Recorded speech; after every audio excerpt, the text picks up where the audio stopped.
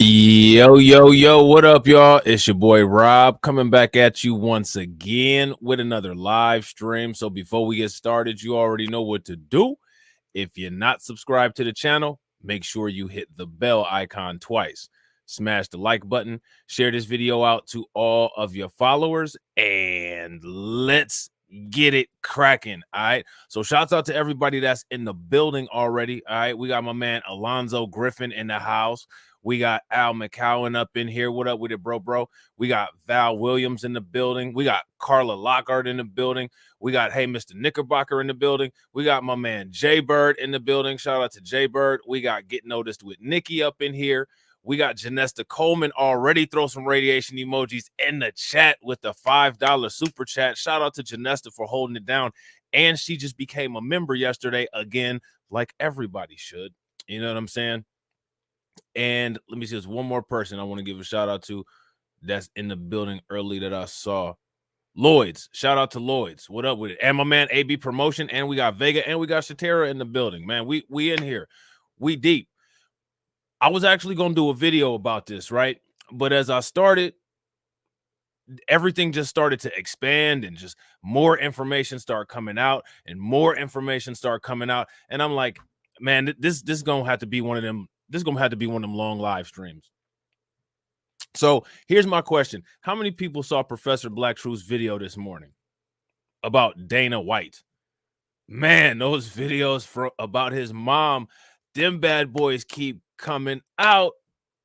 The 6'4", the world is correct. Facts, it is. That world about to get real correct for Dana White. Because since this issue with him slapping his wife has happened, the old video interview of his mom has gotten and gone viral. It's blasted off. So we're going to talk about that. We're going to talk about some other issues that MMA is happening. And then we're going to ask ourselves the question, Mr. J, Mr. J, Mr. J, did you have your baby today? We're going to say it just like how Harley Quinn said it with that annoying voice. All right. So what we're going to do is we're going to check out this entire interview because there was some pretty crazy things that was talked about in this interview. Dana White was a good guy. You know, guys liked him, girls liked him. He just had this great personality. People were attracted to him. They wanted to be his friend. They liked hanging out with him. Our family was very close. We did a lot of things together. Dana, when I first moved back to Boston, he came back and lived with me for a while back there. Even back then, you know, he'd be down at a bar with a friend or something, and he'd call me up and go, "Mom, we're having a beer down at, you know, so and so's bar. Come on down, have a beer with us." I wrote this book because I don't like the person Dana's become. Um, and the thing that pushed it over the edge for me was when his grandmother got sick and died this summer. His grandmother was one of those grandmothers that he was with a lot. She lived with us for a while. Now, mind you, I just want everybody to put this into context, all right? This interview right here is 5 years old. This interview is 5 years old. So it's just now resurfacing because of all of the heat. Now, here's the question. How come the media didn't start writing reviews about this interview all over again and bring this back up? Shout out to my man. shout out to my man Jay the Informant. Yeah, them bad boys are literally down bad. You know what I'm saying? Yeah. Oh, 2011. 2011 is when it came out. I think the posted date was 5 years ago. My apologies. Now, I want you guys to pay very close attention to this, all right? Because if you guys haven't seen Professor Black Truth's video, you might not be privy to everything that was talked about in here. But this is the stuff that you got to ask about. Why didn't Stephen A. Smith bring this up? Shout out to my man AB Promotions. What's good with it, bro? And shout out to Kareem. What's up with you? How come nobody brought this up? Listen to this, man. This is crazy. When he would go back east when we lived in Vegas, he spent time with her back there. So she was sick and dying. and he hadn't spoke to her in 2 years. And he called her up and told her, Graham, I'm going to send my plane to get you. I'm going to bring you back to Vegas to live with us. You're going to have the best medical care money can buy. And then she never heard from him again. So, and that was typical. Cold-blooded. Who does that? Now check this out, right? Nobody is asking Ari Emanuel, what are we going to do about Dana White? It seems to me, if you ask me, just if you ask me, but nobody asked me, but, I'm going to give my 2 cents anyway, because it's free. Ari Emanuel should have actually asked Dana White's mom about him to see what she would have said. I mean, because she seems to say a lot in this interview, and apparently it wasn't just enough content for the interview. She actually went on and wrote a book about him. Okay? She went on and wrote a book about him.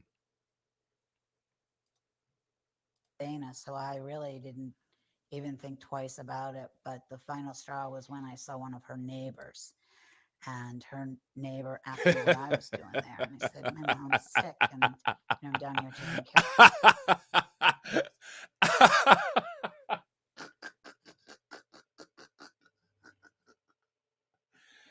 of Yo, if y'all agree with Cameron, give me the thumbs up. If y'all disagree with Cameron, give me the thumbs down, man. Yo, make sure somebody throw a thumbs up in there for me, because I totally agree.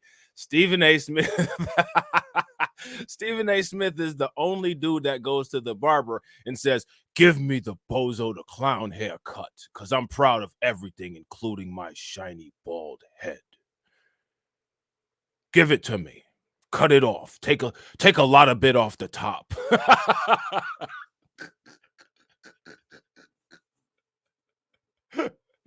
Just run the lawnmower right across the top of my head. You see right there, right on top up there, just run the lawnmower right across the top of my head, and you can get the sides over there with the weed whacker.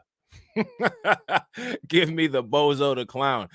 Yeah, that's definitely the Bozo the Clown, aka when you're not a clown. Clinically, they call it pattern balding. But since you have patterned coonery, we're going to call your haircut the Bozo the Clown. her. And she said, oh, we thought she was gone. I said, gone where? She said, well, she told us her grandson was coming to get her. She told everybody in the neighborhood that she wouldn't be here because he was coming to get her to take care of her. Okay, real talk. Real talk. All right. You check this out, right? Listen. All right. Some people might be mad at me for this comment section, for this comment that I'm about to do. Other people may not. But just hear me out. You know how everybody be like, now, everybody got a woman in their family that look like Bill Cosby and James Brown now. You ever heard anybody say that?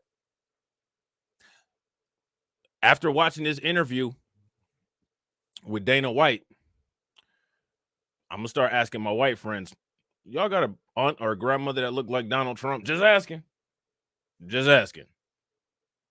I'm start saying that all y'all got a family member, a woman in your family that look like Donald Trump. Now, come on. Because she look like she could be the MAGA stunt double. I'm just saying. Now. So that just sort of pushed. Shout out to Crypto Key. What up with it, bro? I was hoping the book, a lot of the stuff might bring him back or make him think about who he's become and what he does to people and the way he behaves. But I don't think it's really had that. Look, Cameron trying to out roast me today. He said the auntie that looks like Manny Fresh. Facts. For real though, Dana mom lightweight looked like Manny Fresh. She looked like mayonnaise fresh. You know what I'm saying? Her eyebrows look like they have a little bit of issues popping off too. You know what I'm saying? Man, that's hilarious. I hope, you know what I'm saying, certain communities don't get upset with me for saying this, but I've never seen, well, actually I have. There's there's two kinds of Down syndrome. You know what I'm saying? The one is not something that I would ever talk about. You know what I'm saying? Because those people can't help it. But I think somebody alluded to this earlier, but them titties look like they suffering from Down syndrome. You know what I'm saying? Effect on him. Now that grandmother passed away. Yes. Did he come to her funeral? No, we had a. She was cremated in Florida, and then we had a funeral service for her up in Connecticut. And he never came. He didn't send flowers, card, nothing. Yeah, I don't want to take anything away from him for what he's done for MMA and the UFC. I bet you she used to, man, I bet you she used to beat his ass. She looked like one of them white moms that didn't take no crap at all. You know what I'm saying? She one of them white moms that used to come home and still be wearing the waitress outfit at like midnight after she done washed the dishes and put all the kids in bed, like old girl on Mama's Family. Yeah, that's who she remind me of, old girl from Mama's Family. I bet you she used to whoop Dana White's ass when he got out of hand. Oh, shut up, Dana. Slap him all upside his bald head. But you know what the thing that's crazy about this whole situation is? Wait till she gets to the part where she asks him about steroids, or where they ask her about, do you think Dana White took steroids? And she said, I think there was some point where Dana started taking steroids because I looked at a recent picture. I said, what are you doing? What are you doing? Where's his neck at? Come on now, sister girl. Come on now. He got that little neck chest thing from you. That ain't got nothing to do with no damn steroids. That's some hereditary shit now. See, I mean, Dana has a high school education and that's it. And I think it's pretty amazing the things he's been able to do with MMA. And Man, you know how oh, that's a really bad place to stop the video. But, whatever. If Dana White had taken better care of his family, I guess we wouldn't have to worry about that. But I bet you this is one of those situations. I bet you Dana White at home cussing and swearing and beating pillows right now. You know what I'm saying? Sitting up there talking about, shut up, mom. Shut up, mom, you bitch. And she remember all that stuff. She's about to write the book on it now. Vegas said, where's her neck? Apparently she thinks she has one and she's looking for Dana's. You know what I'm saying? Man, that is a bad picture. This right here could be used for the photo of Poltergeist. You know what I'm saying? the UFC, but he's not a good person. He seems to have lost his character somewhere along the way. He mistreats people. It's terrible the way he speaks of women and treats women. That really bothers me because I don't believe I've ever brought him up to behave like that. He doesn't speak about me very often, and when he does, it's very short and brief. He doesn't like to talk about me. My mom was never around, but he doesn't seem to add to it why I was never around. I really did work like 80, 100 hours a week. So I was able to pick up a lot of money, but that was to pay for everything. If he didn't go to that school, if I didn't work all those hours, he would have. She was hitting the bottle too. You can tell she used to turn up when she got home. When she got done taking care of all the business and cleaning the kitchen and whooped the kids' ass and put them in bed, she sat down on that couch and turned up. She did. You know what I'm saying? So Dana and them upstairs acting like they about crazy. Interrupt her in the middle of her turn up session in the middle of the night after she done worked all them hours.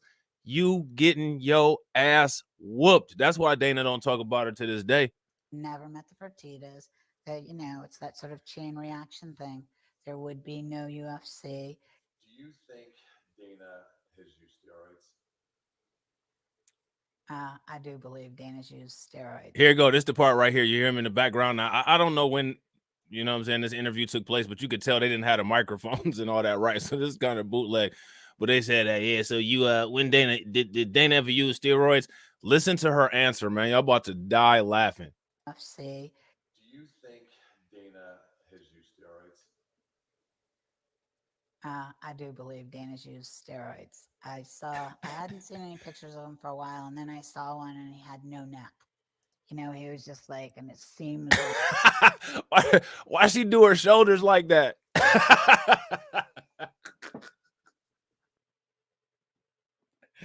Why she do her shoulders like that? She did her shoulders like that to take away from the fact that she ain't got no damn neck.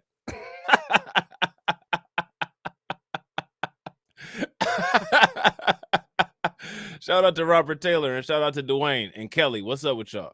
Real quick, ladies and gentlemen, if you guys haven't smashed the like button, make sure you guys smash that like button. Also, if you guys haven't shared the video out, please help your boy out by sharing the video out to your social media. Why she do that? She said, "Yeah, I don't think Dana. I think he's used steroids because I hadn't seen him in a while, and all of a sudden I saw him, and I said, where'd his neck go?" Did you see her scrunch her shoulders up like that? Chain reaction thing. There would be no UFC. Do you think Dana has used steroids? I do believe Dana's used steroids. I hadn't seen any pictures of him for a while, and then I saw one and he had no neck. You know, he was just like his jeans were busting on his jacket, and I'm like, oh my God, what is he doing? So, yeah, it certainly looked like it. I don't know if Dana fears me. I just really do think that he knows that I will probably be one of the only people who won't back down, you know, who won't kiss his ass, who won't take his crap. I'm his mom and I should never have to. And he knows I never would. He did in one interview say we're a lot alike. I have a hard time with Dana's marriage, I guess you could call it, because I am a believer. If you're married, you're married, and that's it. And if you don't want to be, and you want to be out with other people, then leave the person you're with. Don't make a joke of your marriage. Now, see, now pay close attention to this part where she's talking about the marriage, because if you guys remember in the live stream that I had done before about this, I had asked that question. The way that went down, this was almost like something habitual, and they forgot that they were out. Do you guys agree? Like that's how quickly and inconsequential it was when it went down. It's like they do this all the time. And the thing is in this old interview, his mom validates that. Shout out to my man Keith West. What up with it, bro? His mom validates that. You know what I'm saying? Yeah, her monotone voice is hilarious. Dana, I used to work like 126 hours a week, and Dana was just a shitty boo boo ass little boy, and I had to wipe his ass because he was such a little bitch, and he never really appreciated anything, and I just how moms are. I get off work and I just want to drink my little Jameson and sit down in front of the couch, and they didn't know how to shut up, and Dana just turned out to be a grown adult brat.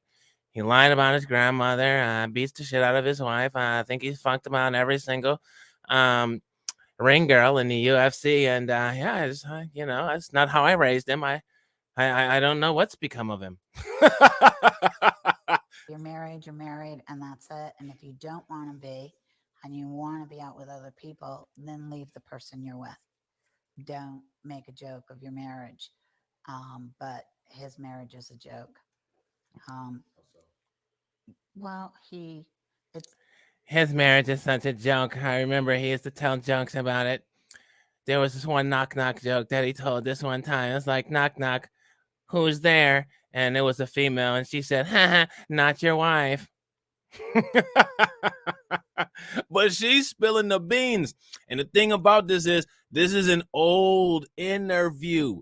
This is an old interview. You feel what I'm saying? So it's not like she just came out. She trying to get some extra money. You know what I'm saying? This is real. This is real. Nah, she was drinking that. She wasn't drinking no E&J or no Hennessy, Janessa. She was drinking that Tennessee whiskey. She definitely was drinking some whiskey, and she was drinking it raw too, some Southern Comfort probably. You know what I'm saying? Just taking it straight up in the cup. You know what I'm saying? Drinking it like it was ginger ale or something. knows I never would. He did in one interview say we're a lot alike.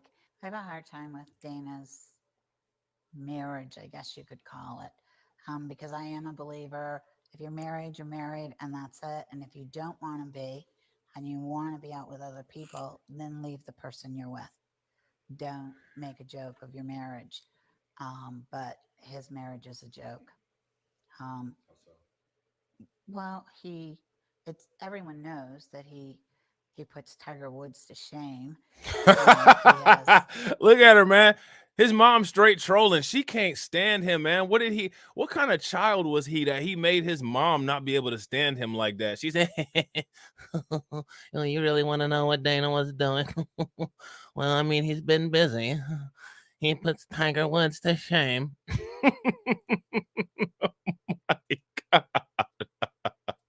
It's everyone knows that he puts Tiger Woods to shame.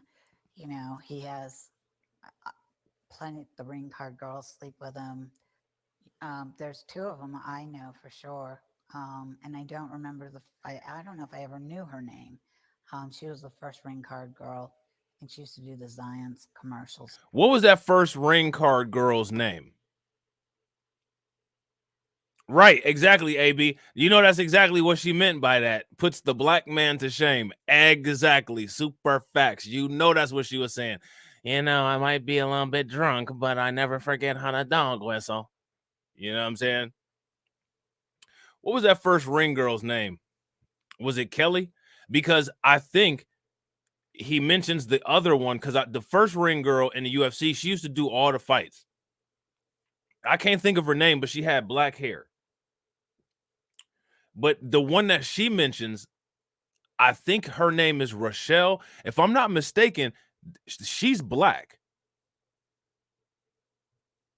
But I can't remember though. But for a long time, when Joe Rogan used to do the commentary with Mike Goldberg on UFC, it was that one ring girl. She used to work all the fights. Apparently, she was working all the owners too.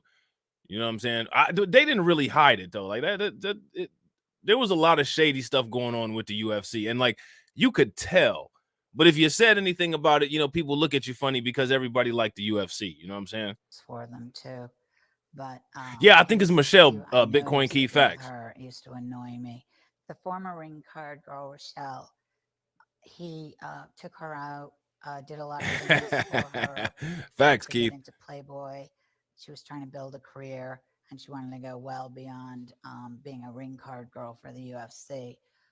So Dana was with her at a number of functions and with friends, and it was pretty obvious that they had a relationship for a while. Yeah, he slept with his sister-in-law in my house, which made me absolutely furious. Oh.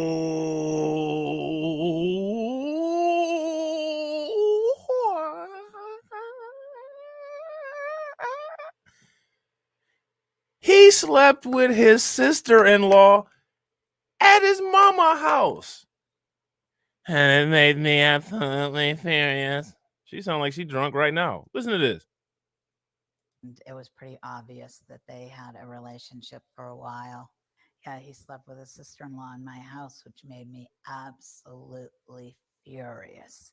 I mean, he goes after any girl he wants and usually gets them. So his wife is they're constantly. Real quick, ladies and gentlemen, make sure you guys show some love to Val Williams with the $5 super sticker. Throw some radiation emoji in the chat. Show her some love. Her and Janesta, you know what I'm saying? You guys already know the super chats definitely help. I will definitely be streaming another day. You know what I'm saying? So shout out to you two. Fighting. The honeymoon, she gave him the worst black eye I've ever seen. He nearly lost his eye. So now, did you guys hear that? I want you guys to make sure you guys heard that. If you guys heard that, give me a thumbs up. If you guys did not hear that, give me a thumbs down. And real quick, ladies and gentlemen, shout out to my man Keith West with the $5 super chat. Make sure you guys show him some love too. Throw some radiation emoji in the chat. Everybody's showing lots of love today. So and you guys know I definitely appreciate it. When you guys show love like that, and your boy ain't got no excuse. I got to stop being lazy and actually produce some damn videos. You know what I'm saying? So y'all will be getting some videos real soon. You know what I'm saying? But listen to what she said. On honeymoon night, Dana wife's wife gave him a black eye, which to me, it sounds very consistent with what we saw in that video from Mexico, because as you saw, she popped him. She smacked him in the face first. Pay very close attention. Yes, that they had a relationship for a while. Yeah, he slept with his sister-in-law in my house, which made me absolutely furious. I mean, he goes after any girl he wants and usually gets them. So his wife is, they're constantly fighting. Um, the honeymoon, she gave him the worst black eye I've ever seen. And Did you guys hear that? If you guys heard that, give me a thumbs up. If you guys didn't hear it, give me a thumbs down. That to me confirms everything. So now, again, you got to keep asking the question, how come nobody's saying anything? And here's another thing, as close as Dana White and Joe Rogan are, because Dana White, for the most part, is largely responsible for a lot of the success that Joe Rogan had. You know, Joe Rogan was also on Fear Factor, but he was really in the spotlight as a UFC commentator, and he was the main commentator with Mike Goldberg on UFC for a long time. And nobody's pushing up on Joe Rogan like, you know, what do you think about this, Joe Rogan? But if you ask me, if you ask Joe Rogan about this, what Joe Rogan will say was, this is nothing but an expression of a relationship, and if we go down the wrong road with this, it'll be nothing but silencing the voices of white men, because Joe Rogan has already said that multiple times. You know what I'm saying? And real quick, ladies and gentlemen, make sure you guys show some love to my man AB Promotions with the $4.99 super chat. Throw some radiation emoji in the chat. My man says, damn, your brother's wife too? What's this? Young and the Restless? Facts. Facts. All this information that they have on this dude, and you know, none of the mainstream outlets are running any kind of stories about it or putting any pressure on his known associates on how they plan on dealing with this. But like I said, if you guys read that article, or if you go back and watch my live stream that I did a couple days ago on Dana White, you will see that Endeavor is the company that pays Stephen A. Smith's paycheck, which basically makes Ari Emanuel Stephen A. Smith's boss. So when it comes to the command from up top on why we're not going to discuss this in a certain way, well, the person who's not discussing it at all, Ari Emanuel, is clearly the person who most likely put that command into motion. So now it starts to make sense. This is one of the reasons why you got to follow the money, you got to follow the corporations, and you got to see exactly who and where these people are, because then it'll all make sense. Kelly said he probably slept with his cousins too. I wouldn't doubt it. He probably slept with every damn body. You know what I'm saying? her out, did a lot of things for her, helped her get into Playboy. She was trying to build a career and she wanted to go well beyond being a ring card girl for the UFC. So Dana was with her at a number of functions and with friends, and it was pretty obvious that they had a relationship for a while. Yeah, he slept with his sister-in-law in my house, which made me absolutely furious. I mean, he goes after any girl he wants and usually gets them. So his wife is, they're constantly fighting. The honeymoon, she gave him the worst black eye I've ever seen. He nearly lost his eye. So I don't know if that's his way of handling it, but he's gone overboard with handling it. Are you familiar with the Federal Trade Commission Yes, I know and them. their investigation? I've heard about the investigation. Yeah. Yeah, now there's speculation that there's an investigation. I can tell you firsthand that there is an FTC investigation regarding the UFC because I've been interviewed by the attorneys from the Federal Trade Commission. So there's currently an investigation into the UFC's business practices by the FTC, and it's been going on for quite a while. Are you familiar with it? And if you are, what do you know about it? But more importantly, do you think that the UFC has a monopoly on the sport of MMA? I've just read a few things about the investigation and that they hired a big time law firm out of New York to handle it for them. But I do believe they have a monopoly. I don't know how anyone could think they don't. I mean, anyone that starts to even be up and coming at all or poses any kind of a threat, or they're fighters or employees go to work for someone else, uh, they buy them out or they drive them out. Yeah, I was really surprised when somebody came back to me and said that Dana had made those comments that he was sick of me always wanting money from him. I have never, ever asked Dana for money, ever. I pay my own bills. Even when I went to all the fights, I paid for my own airfare, my own hotel room. I just got free tickets to the fights. But, I mean, that was pretty pricey. I wouldn't have been able to afford to buy them if he didn't give them to me. But I've never asked Dana for any money for anything. And as far as writing the book for money, I wasn't looking to get money. I didn't think I would make a lot of money off of it. And I haven't. I would love to see Dana change. I really would. I would like to see him become a better person. I bet you she's going to get a lot of money from that book now. I bet you a lot of people now are going to be interested and go back and look into all of the things that she put in that book. And real quick, ladies and gentlemen, shout out to Carla and Robin and Val for answering the Nightbot. He has everything. I just keep saying it. There's no reason to be that mean and cruel to people all the time, to be hurtful. I don't understand it. If he would just step back and think about it. Maybe he needs a psychologist or a shrink or something to make him see all of that. I mean, here's the thing, right? This is his own mother saying this stuff about him. And what's interesting is nobody's coming up with any kind of videos like Surviving Dana White. Nobody's coming up with a Netflix special called Women of the UFC or Surviving the UFC or Surviving MMA. Just saying. The person he's become from the person he used to be. If you could say anything to him right now, if you were here, what would you say to Dana? Come out and see me and talk. Do you still love your son? Of course I do. This has been tough doing all of this. I mean, somebody said, oh, yeah, I'm sure it is. Yes, it is. And anyone who's a parent can certainly understand that.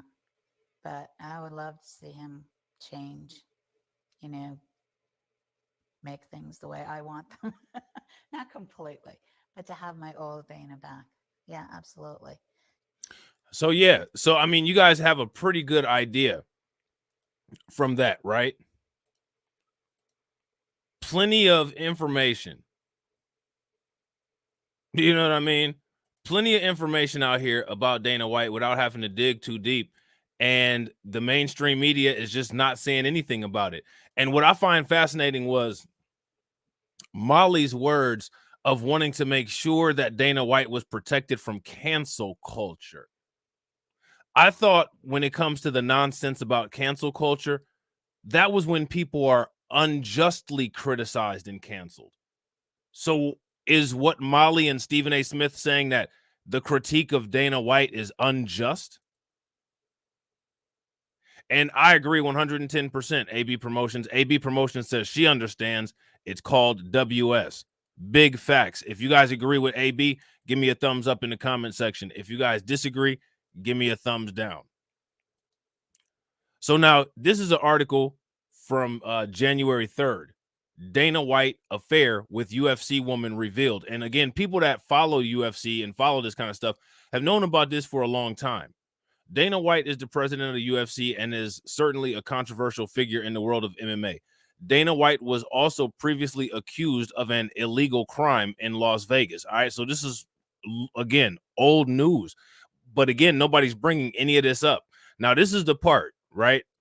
Dana White's mother, June White, wrote a tell-all unauthorized biography of the UFC president in 2011. So this came out in 2011.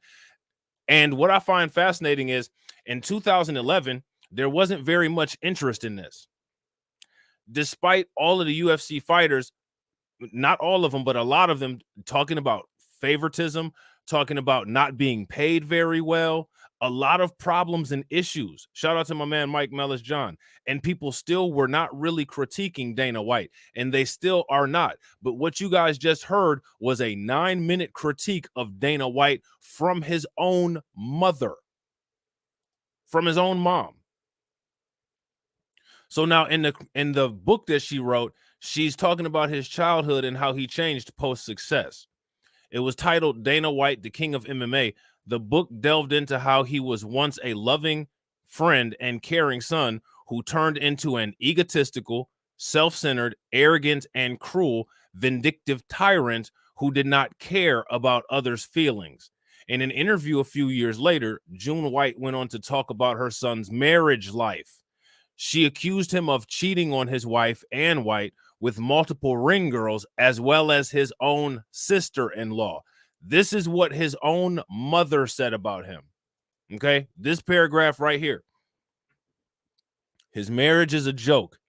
Everyone knows he puts Tiger Woods to shame.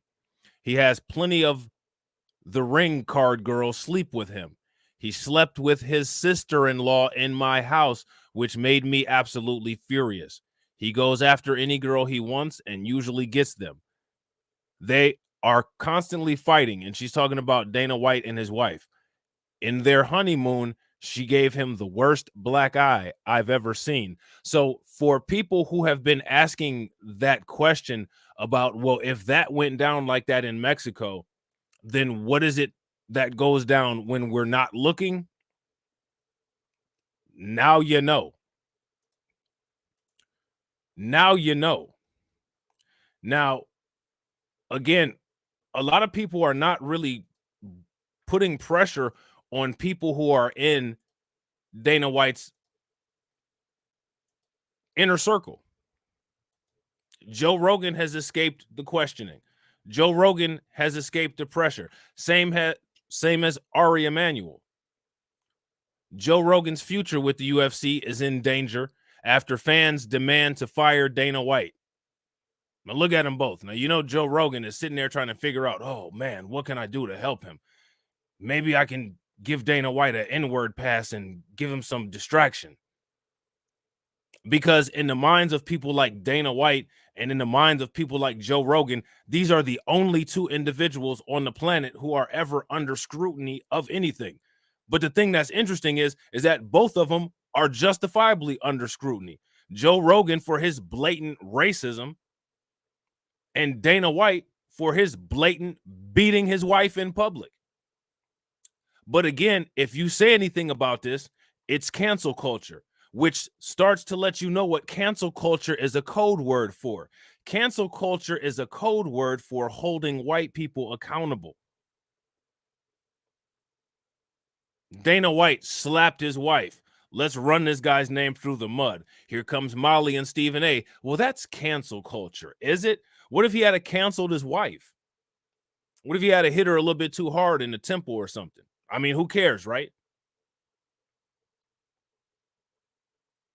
Same thing with Joe Rogan. I mean, all I did was unapologetically use the N-word and compare black people to primates and compare the neighborhood that I was in to a jungle. But I mean, that's not racist or anything, right?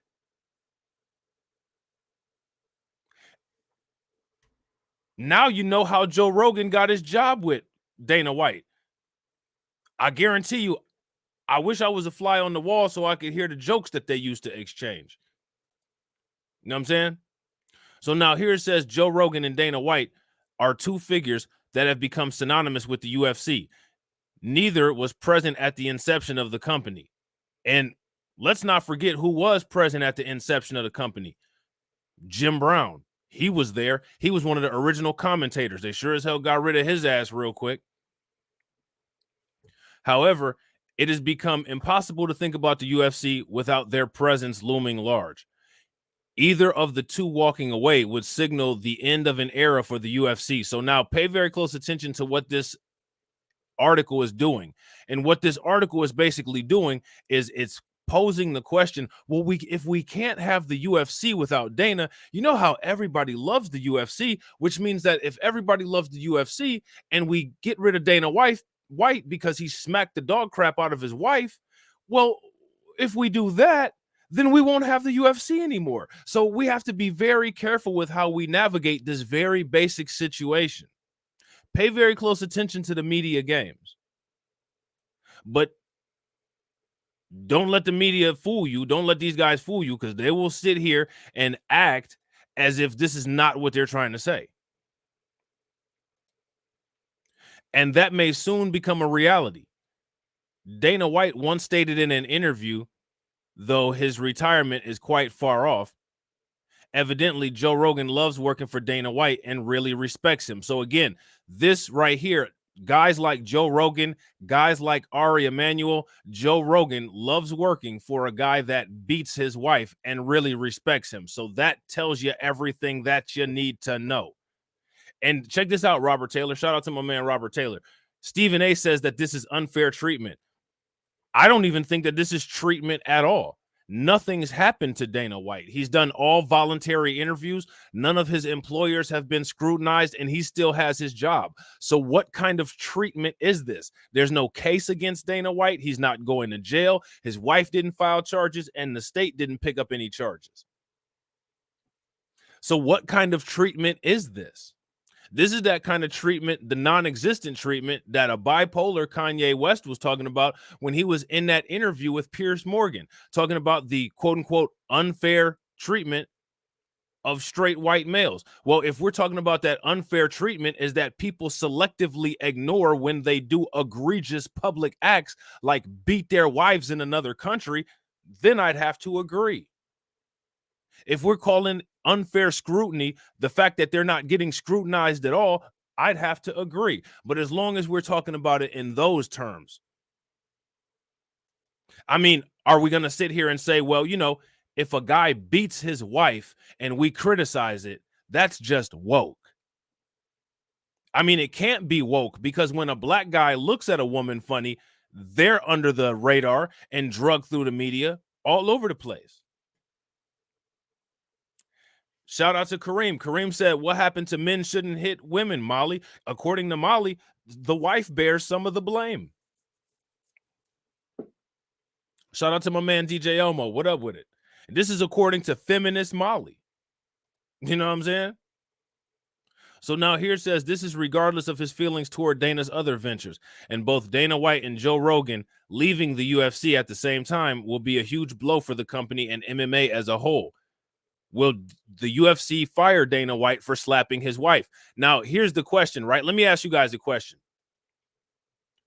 How many of you all applied for jobs where on your job application, if you've been convicted of domestic violence, you're not eligible for the job?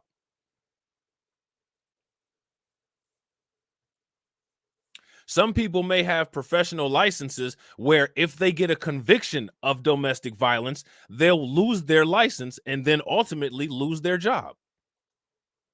So the question is, why are we even asking this question when it comes to Dana White? It's one of the reasons why is because they've come up with such a smokescreen using the terms cancel culture and woke. Any critique of a white male is automatically deemed as inappropriate and shot down under the guise of, well, this is just woke. This is just anti-white propaganda. This is just quote unquote anti-male propaganda. This is labeling me as a toxic male. I'm sorry, if you hit your wife, you are a toxic male. Does that make me a male feminist for saying that? No, because I'll say the same thing about a woman. His wife was toxic. That makes you a toxic woman if you hit your husband. These two, Dana and Anna White, are not a shining example of an all-American marriage. They're a shining example of a pre-all-American divorce.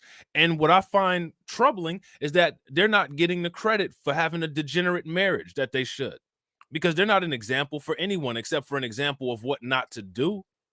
But nobody is looking at them as an example of what not to do. They're automatically shaming the public for how the public is receiving this, because the ongoing narrative is that we can't critique Joe Rogan or we can't critique Dana White. Facts. This whole situation is I'm Dana White and I say so. You know what I'm saying? Why are we asking the question, will the UFC fire Dana White for slapping his wife? Why wouldn't they is the actual question. Why is he still employed is the question. Vega said she's seen many people defend him. How do you defend that? What if I was dating some of those guys who are defending this mom and their mom got out of pocket and I punched her in the face and I gave her a black eye? You think they'd defend me? Probably not. What if those guys had daughters? and some guy took their daughter out on a date and they punched the daughter in the face. As much as those guys want to stick their chests out and say, oh, you know, he didn't do anything wrong, you don't think those guys would be ready to ride on him for hitting their daughter? They're fake. That's the problem with YouTube. The people on YouTube are fake. They don't keep it real. My mom and my dad have been married ever since I've been alive. If I had a stepdad and I saw my stepdad put his hands on my mom, they might not know where to find him. It might not go well for my dad if I saw him put his hands on my mom. He wouldn't get done like the stepdad would get done, but you're not going to be putting hands on my mom. All of a sudden, all of those standards go out the window. Shout out to my man, Jay.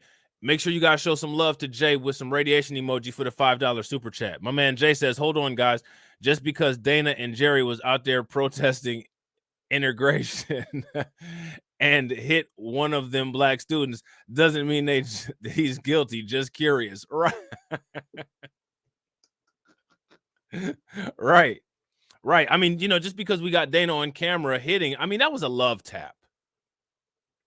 How do you defend that? How do you defend Dana's wife? Because again, nobody is sitting here, at least over here on this side, nobody's sitting here saying that Dana White's wife didn't do anything wrong ever, because I'm not. I called them both degenerates. I'm not defending his wife. But remember, the problem is that Dana made those rules for himself. I am of the belief that if somebody had to slap me like Dana White's wife, I'd have yoked them up or slapped them back. That's my standards. Dana White is the one who holds himself to a different standards and says it's never acceptable to hit a woman. So Dana White can't even be defended on his own merits. No, I agree, Vega. Me neither. I'm not defending either one of them. And facts, Jay says, who thinks that was the first time? And if you ask me, his mother's words in that interview were enough to verify that that wasn't the first time that went down. That wasn't the first time that went down at all. But again, because of the world that we live in, because of the way things are, what we're going to do is we're just going to ignore it and act like nothing happened and keep it pushing. Business as usual. You know what I'm saying? Business as usual. And real quick, ladies and gentlemen, if you guys haven't smashed the like button, take a moment. Make sure you guys smash that like button. If you're not subscribed to the channel, take a moment, hit that bell icon twice, and also make sure you guys share the stream out. So now here it says, following the video release of him slapping his wife, Dana White caught a lot of flack from the media. Did he? Let's take a poll on that. If you guys feel that Dana White took a lot of slack from the media for hitting his wife, give me a thumbs up. If you guys don't think that he took a lot of flack from the media for hitting his wife, give me a thumbs down.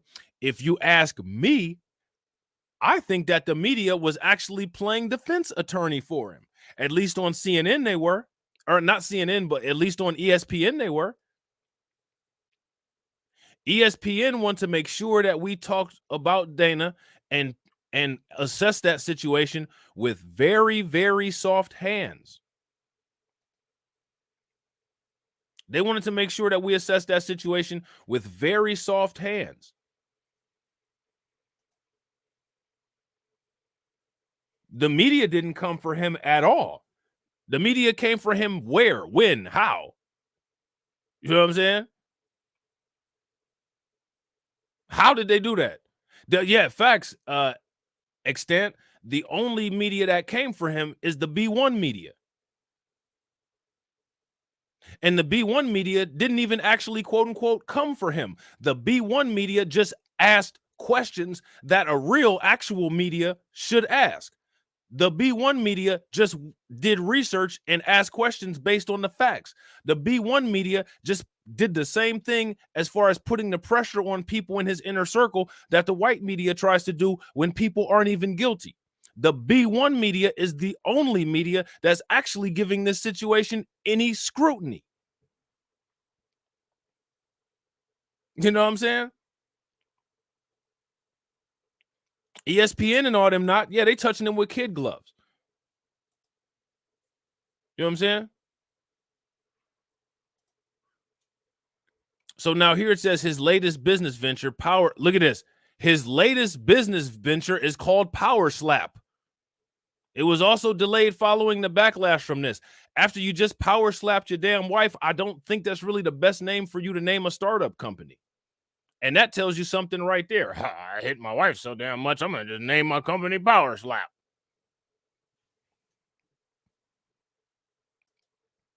Look at this. Dana White's latest business venture is called Power Slap. And it was delayed following the backlash from this. You think? However, Dana immediately came out with an apology video addressing the incident. He offered no excuses, taking full responsibility. And again, so now what you have is in this article, you have this article basically making false claims about his alleged apology. Shout out to my man Bronze. Yeah, this fool came out with a company called Power Slap. Like, are you for real?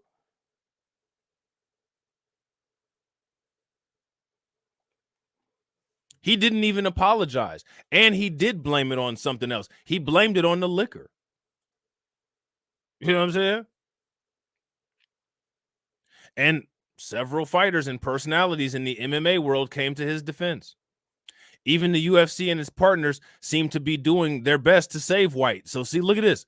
This article is calling it out. Even the UFC and its partners seem to be doing their best to save White. ESPN infamously discouraged its employees from covering the event. Why? I want to know, everybody that's in here watching this, I want to know why ESPN would do that. Dana White, the guy who came up with the company called Power Slap, we don't really need too much press on him slapping his wife. Clearly the product is effective, and we don't need to do any more on that, and we'll just go from here. Like, really? Yeah, exactly. I don't always get drunk and slap my wife, but when I do, it's a power slap. You know what I'm saying? You could even do the B1 version of it. Power slap. If your bitch gets out of control, or your wife starts talking shit, or you're at a Mexican shithole and she gets out of hand, power slap. In case your wife starts acting like trash, or she happens to blow another guy, power slap. Yeah, Dana, that ain't gonna work for you, buddy. It's not gonna work for you, buddy. You know what I'm saying?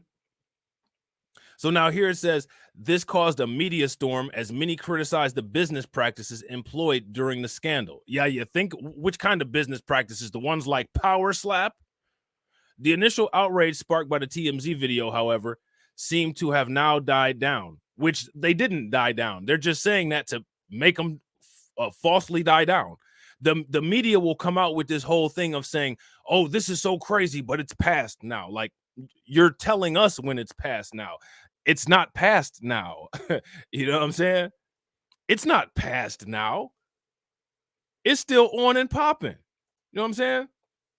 By weathering the early storm, Dana White's promotion as the face of the UFC's corporate ladder seems secure, which again, it didn't weather the early storm. The stock prices dropped. Dana White is still under scrutiny. You've got female advocacy groups in California calling for a statement from Ari Emanuel, and Ari Emanuel is MIA. It hasn't passed. What are they talking about? Past where? Past how? This is still just as fresh as some meat from the butcher shop. What are we talking about here? You know what I'm saying? And despite his public image being tarnished, it does not look like Dana's future with the company is in any form of jeopardy at the moment. However, unexpected occurrences may end up affecting this. All right. So unexpected occurrences like what? Unexpected occurrences like what? Now, I want to know you guys' opinion, right? And remember, we're going to get to the Joker eventually. Like I said, this was a lot of stuff.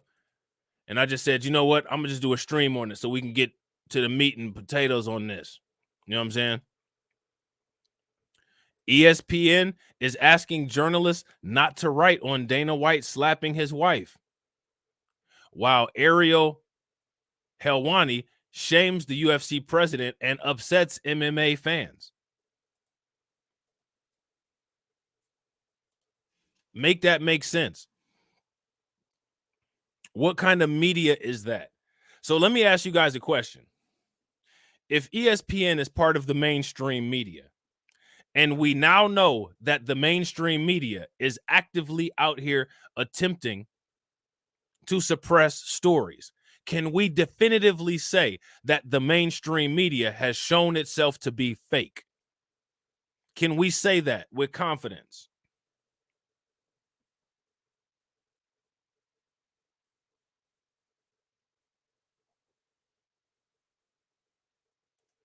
That's the question. So now here it says the UFC world was rocked, not as hard as Anna White was, but by controversy after Dana White was found slapping his wife. Recently, video surfaced where Dana and his wife, Anna, had a fight. While they were in the middle of a family vacation, the two ended up having a physical altercation. The video went viral instantaneously, and it unleashed a major controversy. Former ESPN journalist and current MMA Hour host Ariel Helwani has decided to take a strong step against Dana. It is well documented that the UFC president and Helwani do not get along with each other. Their relationship was already rocky heading into UFC 199, but Helwani breaking the news of Brock Lesnar's return pushed things over the edge. Okay. Since then, Dana has targeted Ariel countless amounts of times. Recently, Dana and Patty Pimblett took some nasty shots at the Canadian journalist. Hence, it was Ariel's opportunity to get back at Dana. So make no mistake, Ariel's not doing this because he has any kind of morals or any kind of values on his own. He's doing this in order to get back at Dana White because him and Dana White have a contentious relationship. Okay. So he's not doing this because he cares. He's not doing this because, you know, what's most important to him is justice and making sure that there's freedom of press and freedom of accurate information. That's not why he's doing this. He's doing this as a spite play. Okay. Which, you know, as far as us looking into this matter, you know, the information coming out, of course, is helpful to us. But just make no mistake that if Dana White and Ariel had a good relationship, none of this information would come out because Ariel would be perfectly okay with hiding it. If I'm not mistaken, Val, I think you're right. Is there anybody that can verify what Val's asking? Val said ESPN is part owned by Walt Disney. Isn't that ABC? I believe that it is. And in ESPN is also somehow tied into Endeavor, which is Ari Emanuel's company, which is the company that manages the UFC, which is also the company that I believe Stephen A. Smith is linked to. Okay. So now here says, although he lauded Dana for owning up to his mistakes, Helwani did not mince his words in condemning White's actions. He referenced the infamous video with Patty and Dana to slam the later on his actions. All right, so let's check this out real quick and see what he says. Looks like there's two parts to this. Okay. This one has been a bit of a struggle for me mentally. And if you recall, I said when the Patty Pimblett, Dana White interview powwow thingy came out, I said on this show, boy, am I happy it came out on a Wednesday because I was able to respond to it right away. Truth be told, I was happy that we didn't have a show the following day after this came out or the following few hours because my feelings on how to talk about this, whether to talk about it, how to address it, continue to change. But I've landed on a spot, obviously, because I'm here and I'm going to talk about it. In case you don't know, in case you've been away or living under a rock, here are the actual facts. On Monday night, January 2nd, at 7:24 p.m. Pacific time. Excuse me, Eastern time, 4:24 Pacific time. TMZ posted an article with the headline, Dana White nightclub fight with wife on New Year's Eve. Dana says, quote, there's no excuse. There's a minute or so video of an altercation, if you want to put it that way, between Dana White and his wife, and who has been largely in the shadows throughout his tenure as UFC president. Don't hear much from her, don't see her much, if at all, over the past 20 or so years. But in the video, you see them at a club and you see them talking very briefly. Then you see first his wife slap him. Then you see he retaliates and slaps her once. It's unclear what happens next. It looks like a second slap. It looks like some holding. But what we know for sure is there's 1,000% a slap from his wife, and then he slaps her back. And then there's like a little bit of a brouhaha. And then the clip ends. So we're not really quite sure what happens afterwards. But it's clear as day what happens before that. It's a shocking video, and it's a disturbing video. Okay, so basically, here's my question for you guys. And shout out to Carla Lockhart for answering a Nightbot.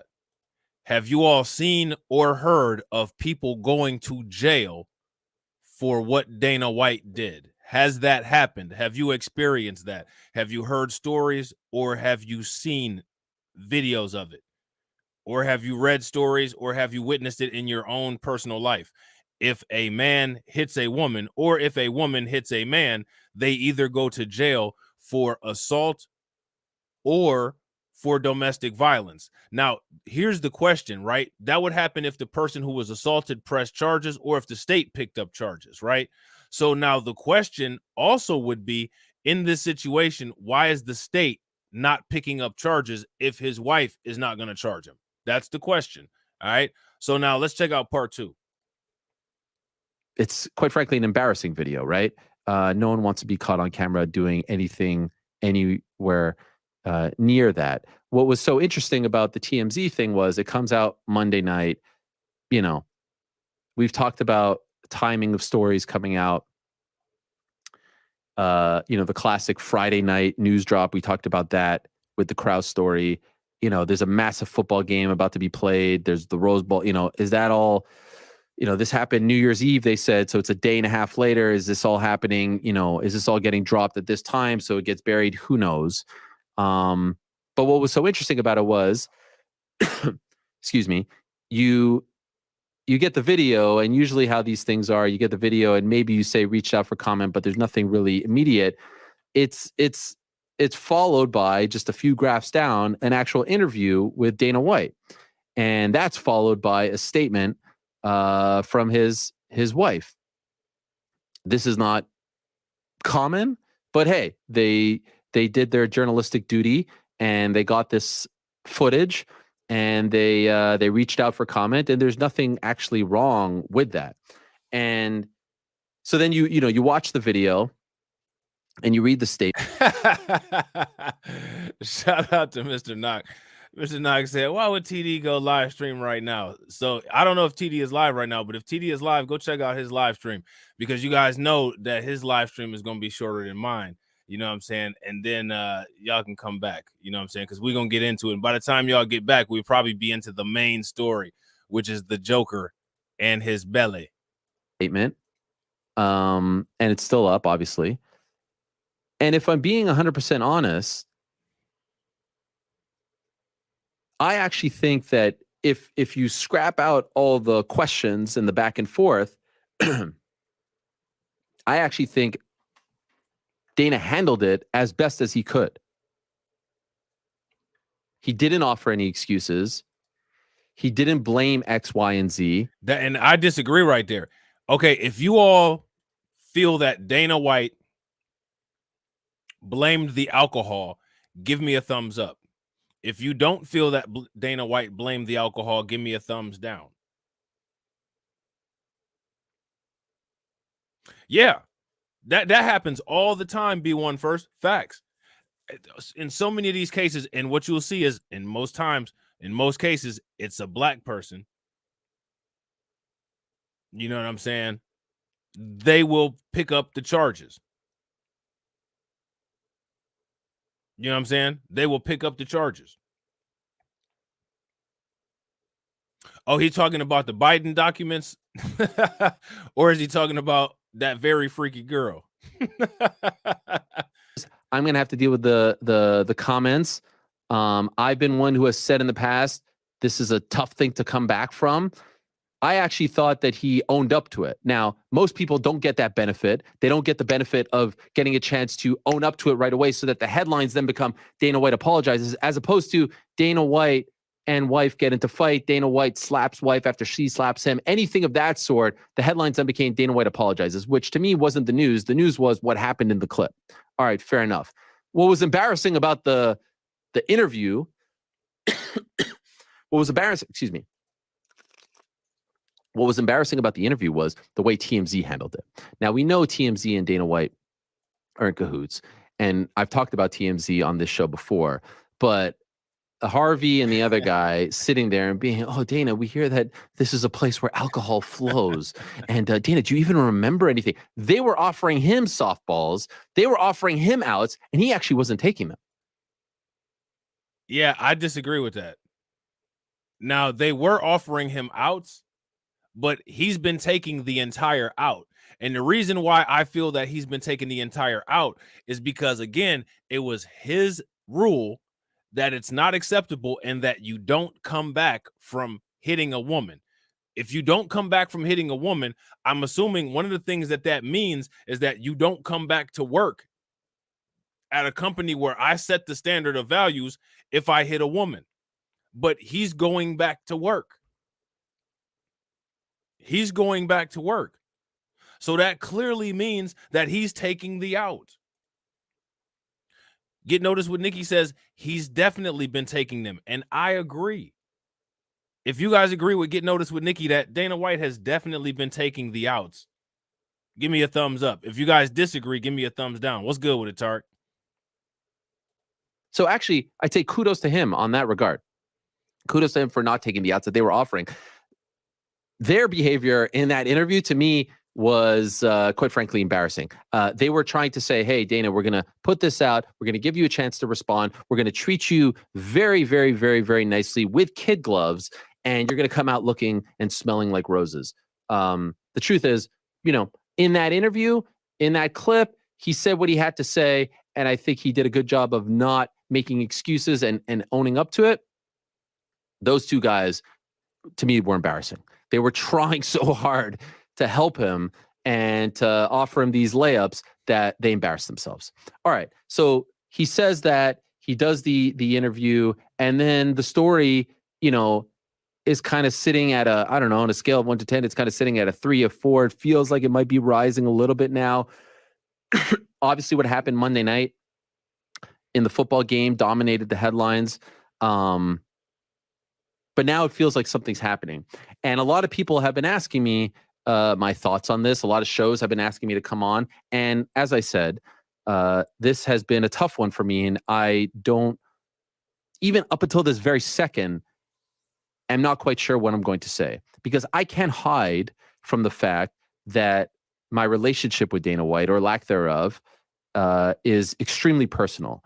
And it's largely personal, I would argue, because of him. He has made it very personal. He has crossed the line multiple times. Now, I cover him, and I cover his business, and I cover his organization, but I've never talked about him the way he has talked about me. And I hope that you can now understand, people. I hope that you can now understand why it is so surreal for me, why it is so mind-blowing for me to hear a person like that, like him, talk about me the way in which he spoke about me in front of Patty Pimblett, with the words that he used, the insults that he used, the disrespect in the words, how insulting they were, how mind-blowing it is for someone like me who tries to live a good life, who tries to be a good person, who tries to be the best human being, husband, father, citizen that he could be, to hear someone like that speak about me the way in which he speaks about me. Do you know how fucking crazy that is?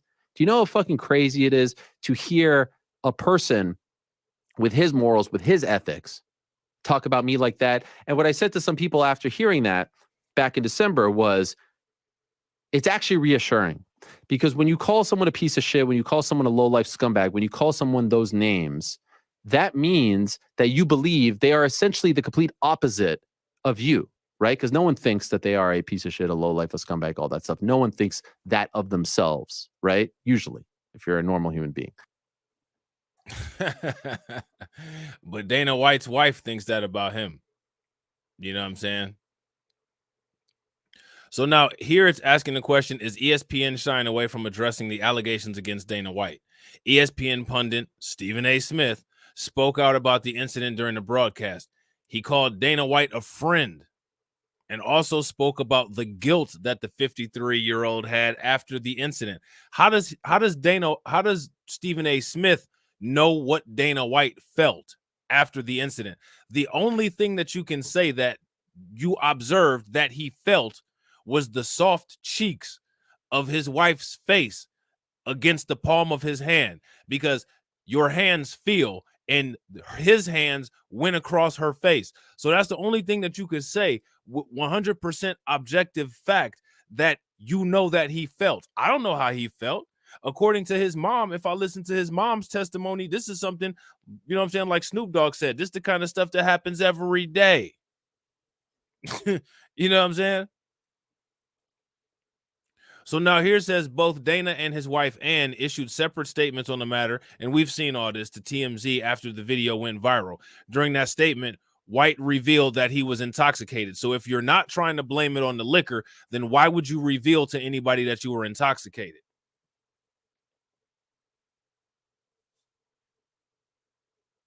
Facts. We sick, boss. You know what I'm saying? That's basically what Stephen A. Smith was doing, and he's doing that probably for a little bit of a bonus that's going to get paid by a check, more than likely signed by Ari Emanuel. You know what I'm saying? So now here's the infamous tweet. Clarification: there was no edict from ESPN bosses regarding the White situation, but in general, we are strongly discouraged from incendiary posts on social media, and with a business partner, things are sensitive. My bad on the wording. The thought that follows still stands. You know what I'm saying? Although he was quite sympathetic, ESPN writer Jeff Wagenheim spoke out against the issue and revealed that the company discouraged staff from making any posts on the matter. Why would they do that? That's the question.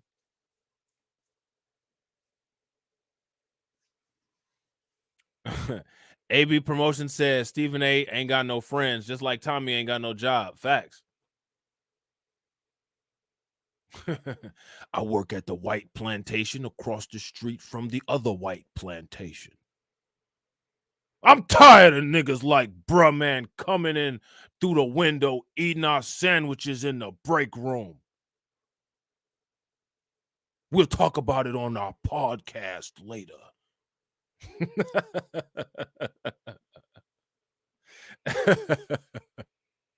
So now here it says ESPN is UFC's official broadcasting partner. So now you know. Again, this is what I said. If you guys haven't watched that All Money Ain't Good Money playlist, make sure you guys take your time and check that out. You got to pay attention to how these companies are linked in order to understand why the things that happen, which, if you ask me, again, is one of the reasons why one of the first ways to work on putting a chink in the armor of the system is to attack these businesses and attack the financial structure. Because the financial structure is the gasoline to the machine. As long as there's money to keep pouring into the tank, it's going to keep on going. So now here it says, aside from airing the fight night events, ESPN is also UFC's PPV, pay-per-view distributor. The multi-billion-dollar deal also includes the right of Ultimate Fighter. Hence, the fans appreciated Ariel Helwani even more after the shocking claims by Jeff. Some fans on Twitter called out other ESPN journalists while praising Helwani's coverage on the matter. Okay, so that's basically it. when it comes to that. This is nothing but hypocrisy, as we already know it was going to be. But now, I don't know if you guys might have heard about this, but the MMA and UFC are going through even more scandals. You know what I'm saying? And I don't know if you guys know, but Conor McGregor has been scandal ridden, probably because he's such a garbage fighter. You know what I'm saying? That during the time that he has off to just between beating up old men at bars and talking crap, he's trying to figure out something to do with himself. Well, apparently he's trying to figure out what to do with himself and other dudes. His sparring partner said that Conor McGregor is kind of questionable. It's a weird G-word thing, just like the Joker being pregnant. Conor McGregor's sexuality was questioned by his sparring partner. Let me ask you guys a question. How would that happen? And is anybody surprised? I'm not. What is Conor McGregor doing that has his sparring partner wondering if he's a little bit funny? Bro, you a little bit funny. You know what I'm saying? And I'm not talking about you got a future as a comedian. I'm talking about you funny. You know what I'm saying? Shout out to my man Tarek for answering the Nightbot. What is Conor McGregor doing during these sparring sessions that have people asking that question that the Ugandan reporter asked and went viral? Why are you gay? Nigga, why are you gay? Why, Conor?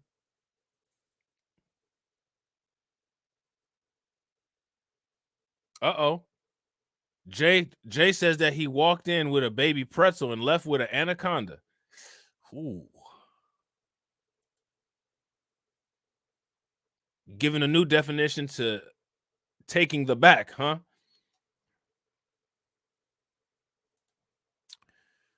We'll see. Conor McGregor is the talk of the town once more. While rarely there are days when Conor is not in the headlines, this time it has nothing to do with an upcoming bout or lawsuit. The notorious one is very active on his social media account, from getting into arguments to posting pictures. Conor does not miss any opportunity for fan interaction. However, it also brings a certain level of attention to all his virtual activities. Recently, some fans went through the tweets that Conor liked and found some homoerotic content. Is anybody surprised by that? There's the question, you know what I'm saying, is always there. Yeah, why are you gay? They should have got that Ugandan dude to ask him that. Excuse me, Conor. Conor McGregor, my boy. Come here, my friend. Come here. Come here, my friend. We need to sit down and talk. We here in Uganda do not really support the whole LGBTQIA thing. But on social media, it has been said that you may have possibly been posting some questionable content. So publicly, we must ask the question in this interview: are you gay? Are you gay? Do you drive on the off-ramp?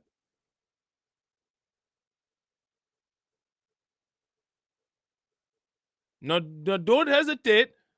We need a complete answer.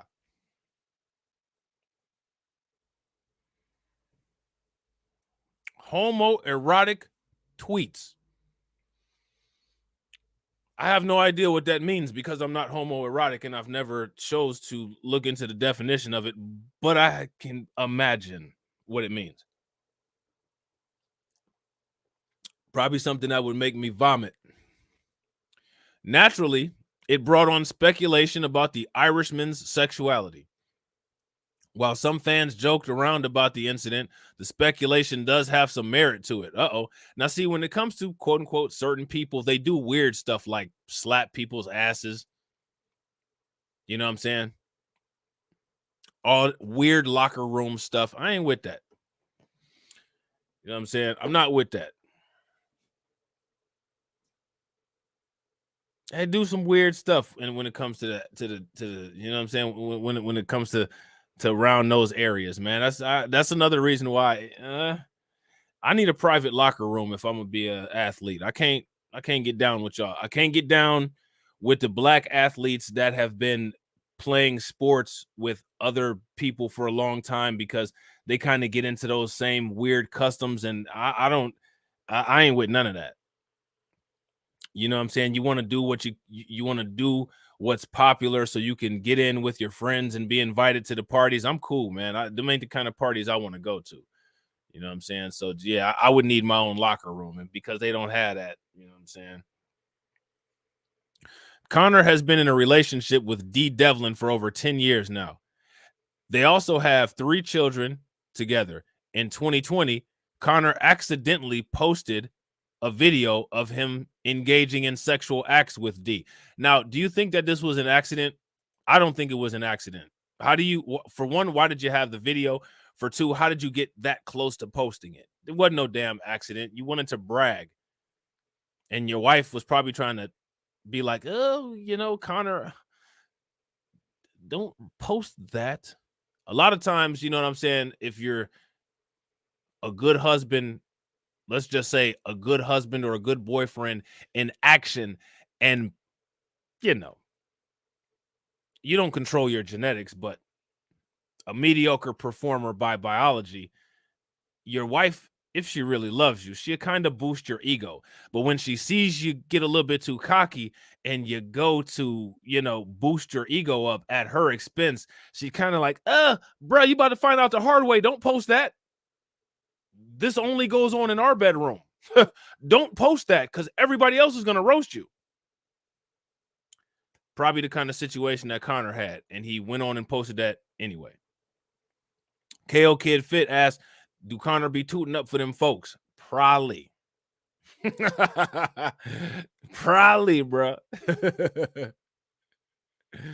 Connor be jumping into his wife's arms like old boy from your video that you dropped last night that everybody should check out, by the way.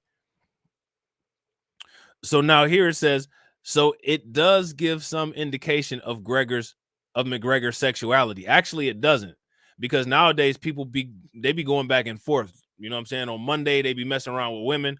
On Tuesday, they be messing around with men. On Wednesday, they be messing around with, you know, the T's. Then on Thursday, they go back to men. People just do all kinds of musical sexualities nowadays. So just because you see one action of one person at one isolated time does not mean that that's the norm. That's not what that means. You can't say that. This isn't back in the day. Yeah, people be engaging in back Doria, and then they engage in front Doria. Then they engage in side Doria. Then they engage in garage Doria. You know what I'm saying? It's all kinds of Dorias going around. People be coming in and out the house, a different entrance and exit each damn day of the week. So we can't say those kind of things anymore. You know what I'm saying? However, this is not the first time when someone has questioned his sexuality. Back in 2018, his sparring partner turned rival, Paulie Maglagani, also brought up the issue. Listen to this. Paulie claims that Conor McGregor came on to him. Do you all believe that? I do. In case anybody was curious, I believe it.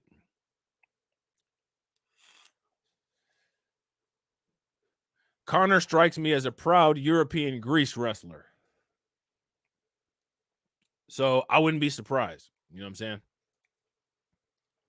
Back in 2017, Conor McGregor fought Floyd Mayweather in the second best-selling boxing pay-per-view in history. For that fight, Conor McGregor had to spar with former boxing world champ Paul Maglianani, or whatever his name is, and Conor has always claimed that he got the best of Paul in the sparring session. It ultimately led to UFC president Dana White greenlighting the bout between Conor and Floyd. Now, how come Jake and Logan Paul haven't tried to fight Conor McGregor?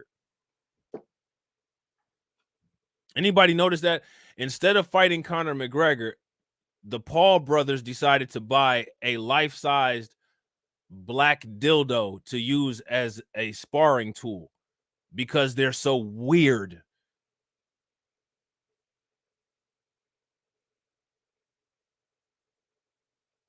I'm curious as to why they've never had any interest to fight any white fighters. They like to fight over the hill black fighters because of some weird white guy fantasy that they have. But I don't understand why they've never decided to fight any white fighters. Isn't that interesting? As much as the white people complain about black people and black athletes, I find it fascinating that the Logan Paul and Jake Paul brothers are building their boxing company off of fights with black athletes instead of building fights with Chads. Isn't that strange? And it's always Chads that cry about athletic exclusion. So now why don't they find some white guys to fight? Or retired NBA players? Facts. How come Jake and Logan Paul don't take a fight with Stipe Miocic or Matt Hughes or George St. Pierre? There's plenty of good white fighters that they could fight.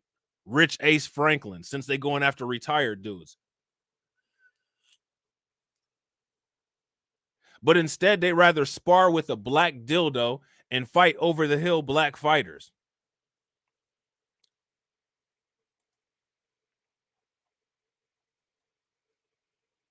But these are the SS superiors. Okay. You know what I'm saying? So now, anyway, it says, however, it's very important to note that Conor and Paul are rivals. The latter even wanted to fight Conor in a boxing ring. So the comments may be a tactic for Paulie to provoke McGregor into accepting a fight against him. So Paulie's comments are mere speculation. Okay. So, yeah, I'm not surprised. Conor's a weirdo. You know what I'm saying? He seems like one of those dudes that gets juiced up and then will just do anything. You know what I'm saying? In other news, we just did the live stream about Joe Biden and all of those illegal documents that he had. Guess what? They just found some more. I'll be doing a stream about this at some other time or either a video about it, but I just wanted to let you guys know. Biden aides found a second batch of classified documents at a new location. But remember, when it came to the first location, Biden said, I had no idea how those got there. No idea how they got there. So I have a question for you guys. If you guys ever wanted to see the Joker have a child, would you want the Joker to have a boy? Or would you want the Joker to have a girl? Which one? Let me know in the comments. You guys want Mr. J to have a boy, or you guys want Mr. J to have a girl? Now, I don't know if you guys check out Just Talking with TD and Rob. How many of you guys check out me and TD's channel, Just Talking with TD and Rob? We actually did a video about Velma being LGBTQ. But I didn't know that the B in the LGBTQ was black, because apparently white people are outraged that the new Velma is black. I'm outraged that white people keep getting outraged about decisions that other white people are making to change the races of characters. And they just can't be honest or accountable like that. We're now about to take a dive, a deep dive. So make sure that you have your bug spray, and also make sure that you have your oxygen and your N95 mask. We're about to take a deep dive into the weird world of white woke outrage. Okay.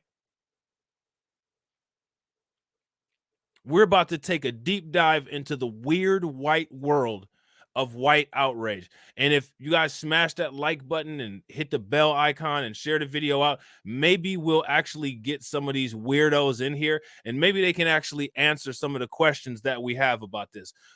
First question, what is wrong with you people? That's the first question. Blanket statement. Maybe somebody can help us out. We're going to literally sit here and be outraged because people that look like us are changing the character makeup of TV shows, video games, and stories that we've grown up with, and we're going to take it out on people that don't own the companies. What's wrong with these people? Do they live in a delusion? I know it's stereotypical, but does everybody do meth and heroin?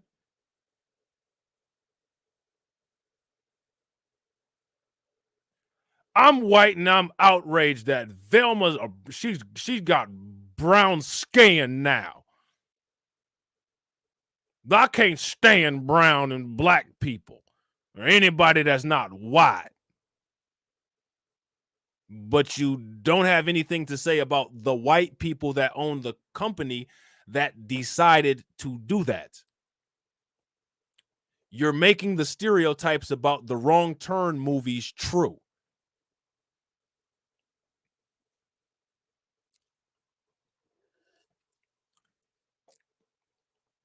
I don't get it. What I find fascinating is that rat-faced YouTuber Ryan Kennel will sit there in a parking garage and cry about all of the bad white people on a video and not cry about all of the white people who made the executive decision to change all of the people into bad white people in the movie. This is just another example of how there's this genetic issue with non-accountability.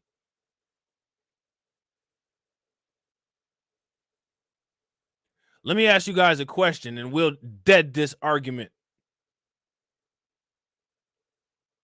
Who owns Disney? Shout out to Lala Papa. What up with it? Who owns Marvel? Who owns DC? What do the executives that make the decisions of those companies look like? They probably look like Ryan Kennel and Ryan Kennel's parents. They probably look like everybody on Geeks and Gamers, except for the coon minorities that they have on there, right?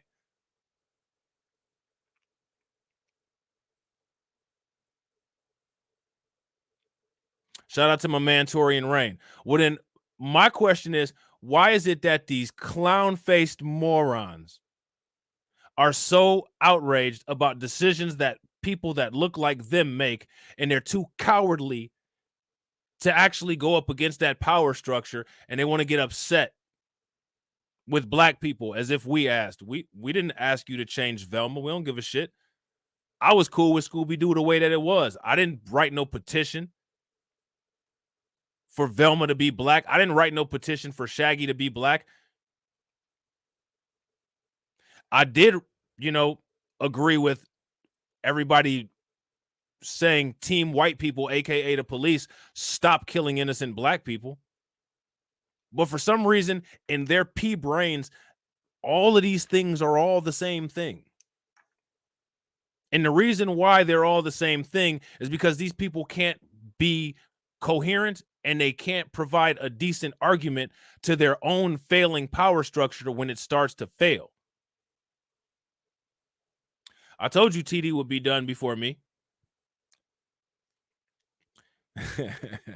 TD better has said Blacklight is live. You know what I'm saying? Go over there and watch his video. If he didn't, I'm gonna strike that live stream he just did. No, I'm just playing. I would never do that. I'm just playing. I'm just joking. You know what I'm saying? I'm just joking. You know what I'm saying? But white people are outraged that Velma's no longer white. They started out outraged at black people because Velma was LGBTQ, which again, somehow in white people's minds, somehow LGBTQ equates to not being white. Shout out to my man Torian Rain. He said, I'm coming for my breadsticks tomorrow. Just giving you a heads up. Look, That's gonna be the only. If TD ain't giving me a shout out at the end of his video, that's gonna be the only channel TD gonna be able to stream from. No, I'm just playing. I'm just talking crap. You know what I'm saying? I'm just talking crap. And yeah, you see what Lala Papa said? They already did. She's black and bisexual. So they can't just add a regular character. They have to make them black and bisexual. And if we have an issue with that, those of us who are heterosexual, well, clearly that's just us being misogynistic. That's just us being homophobic. That's just us not being normal. You know what I'm saying? Now you're good. You're good, Kelly. I'm literally just kidding. Even if somebody had a problem with me and they did a million videos on me a day, because some people literally build channels like that here on YouTube, I wouldn't strike your channel. I don't get down like that. You know what I'm saying? Why is the black Velma alphabet? Facts. Great question. Why are white people outraged at just regular black people walking in the street that Velma's black instead of being upset with the producers of the video? Again, because of the genetic inaccountability. We can't hold anybody that looks like us accountable. It has to be you people's fault, which is one of the reasons why, if you ask me, politics is futile. You can't have conversations or have honest dealings with people that move like that in society. You have to take control of all of the resources and take control of all of the power to make sure that those people never harm you or your family. If you can't be honest in a conversation, you're never going to be honest when you have the responsibility of having the majority of power and resources, as we can see with the horrible mismanagement of the planet that's been done. You know what I'm saying? There's evidence after evidence after evidence. You know what I'm saying? So now this Mindy Kelling's Scooby-Doo controversy, explained as first look, leaves the internet divided. So now, why is the internet divided? White people get upset when it's not them who brings up race, right? Because every time a white person makes a video about woke, nobody asks those white people, well, why are you bringing up race? But when we actually bring up a video about somebody calling us the N-word or saying something actually anti-black, the first thing that they say is, why are you bringing up race? We didn't bring up race. Are you stupid? Did you not hear the original content? Are you dumb? Right. Shout out to Bronze the God. He says, I can say this with confidence. Nobody, and I mean nobody, asked for this. Super facts. And even that will upset white people because they want to believe that we actually asked for this. They want to believe that we were burning down police stations begging for a black Velma. Yeah, we weren't.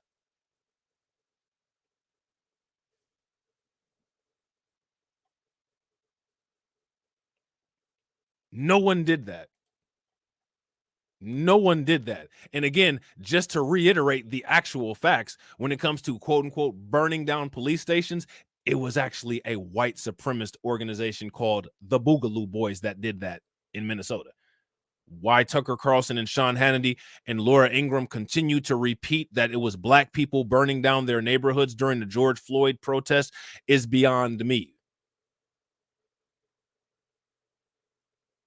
But we'll do whatever and say whatever makes us feel good. You know what I'm saying? Just like getting upset with black people about some shit that black people never asked for. Because, I mean, it's just that much easier.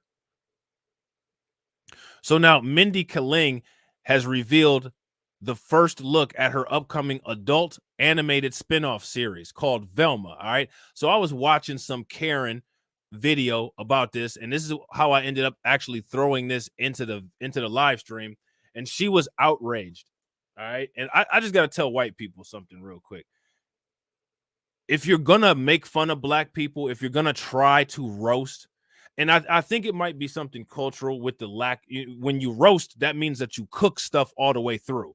You know what I'm saying? So maybe that's why the roasts are so weak. You know what I'm saying? But if you're going to actually roast, at least make it funny.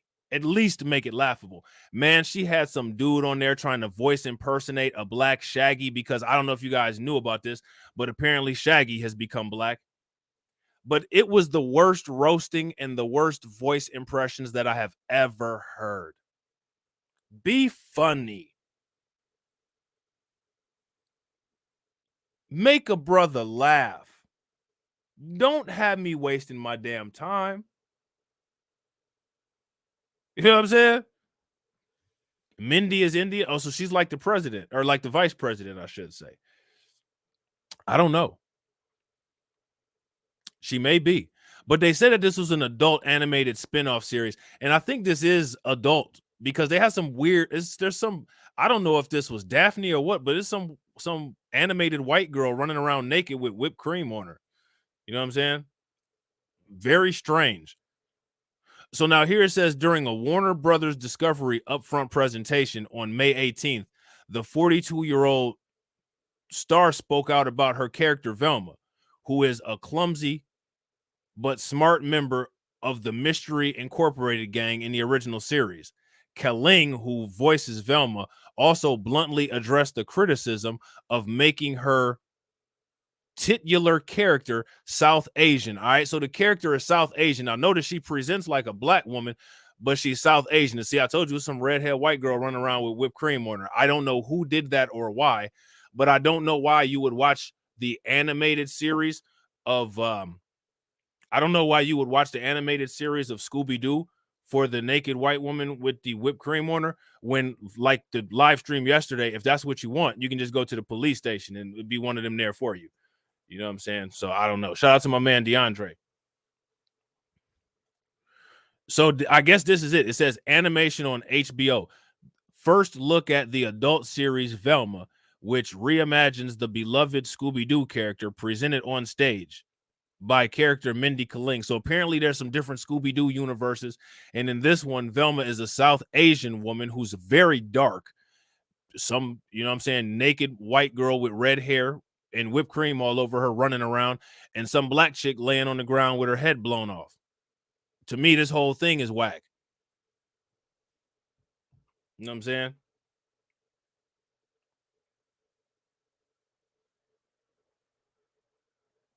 So now this is interesting. Carla says that Mindy Kaling's brother was the guy who pretended to be black to get into school as a black man and wrote a book about it. Now that's interesting, right? Now I got something for you, Carla. Is that like Gwen Stefani, who is suddenly Asian?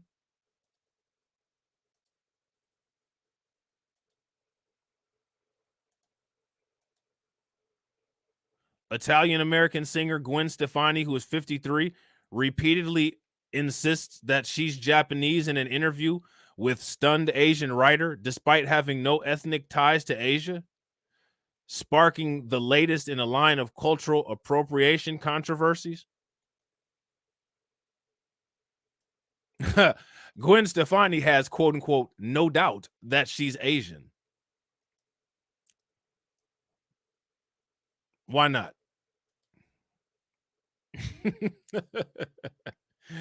Hold on, I'll put it back up there for you, Torian. Yeah, Gwen Stefani is now coming out as Asian.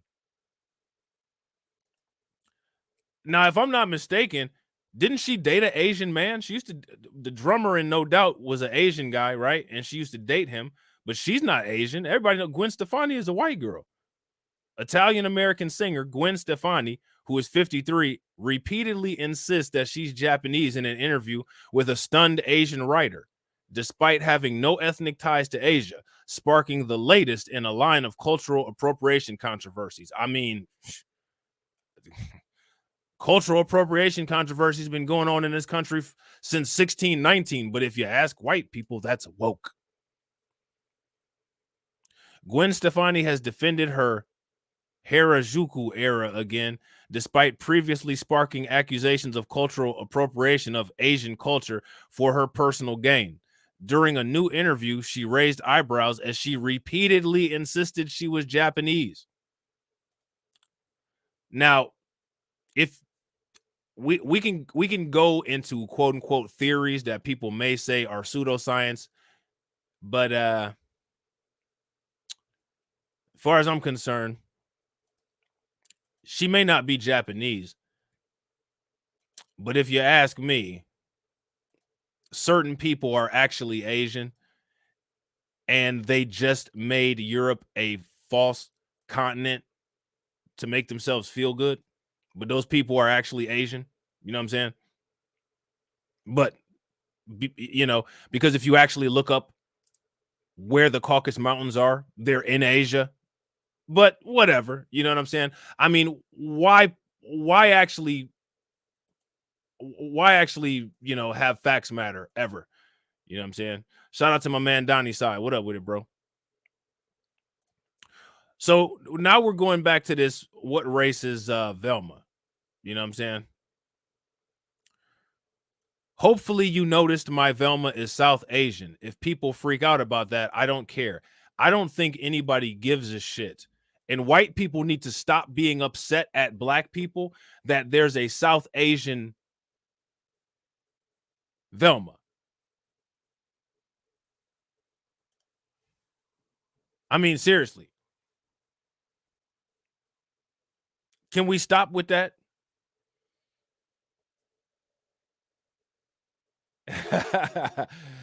Shout out to Mr. Knock. That's hilarious. I mean, can we get a handle on that? You know what I'm saying? As per Deadline, Mindy Kaling went on to say that if a dog can solve the crime, Velma can be brown. I mean, that's the logic that she's using. And since when were Asian people brown?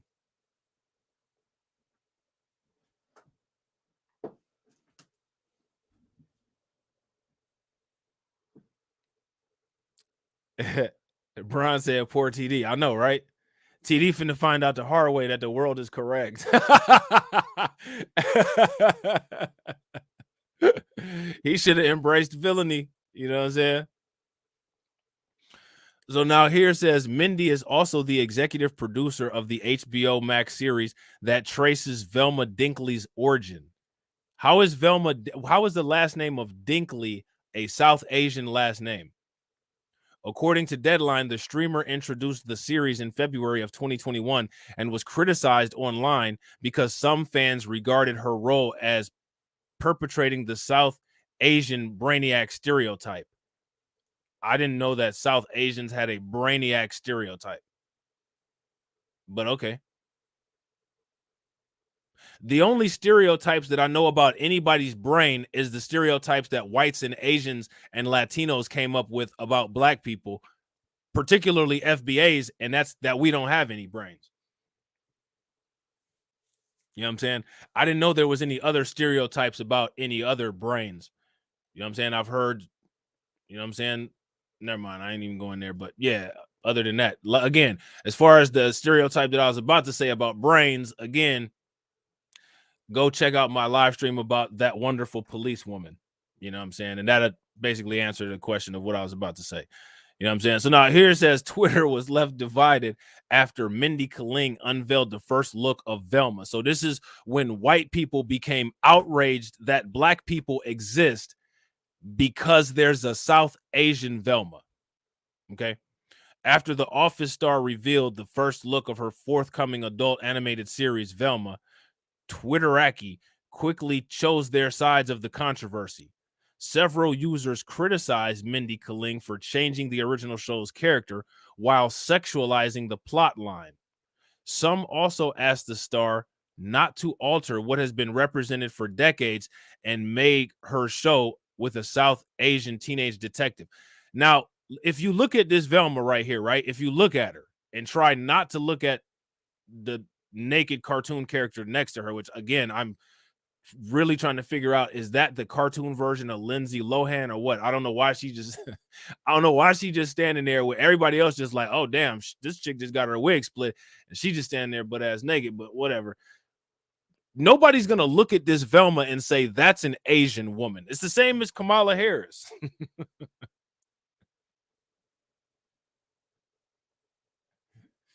It's the now see, Black Bitcoin Key says the nerdy computer Indian guy. I always thought of that as a customer service person. You know what I'm saying? I never really thought of that in terms of like, you know, high IQ or high intelligence or high intellect. I just thought that as somebody that even when you press 1 for English, you mess around and get this person taking care of your order or your complaint. You know what I'm saying? So I'm just trying to figure all this out. I'm really trying to figure all this out, and I'm at a loss of words because in most cases, this is not the stereotypical Asian. But remember, when it comes to Black people, we don't exist as an identity. So if somebody says, hey, that right there looks like you're portraying a Black person. Well, I mean, then you got AOC sitting up there talking about, well, what is Black?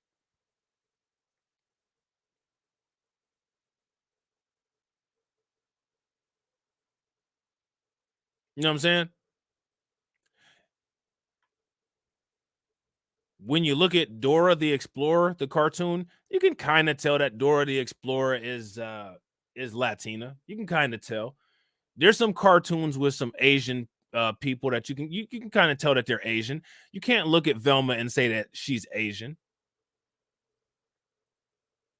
Bronze Guy said, but why? This is an adult parody show. WTF? Yeah. Yeah, and I mean, I don't get this. You know what I'm saying? I don't get it. I don't understand this Mindy woman.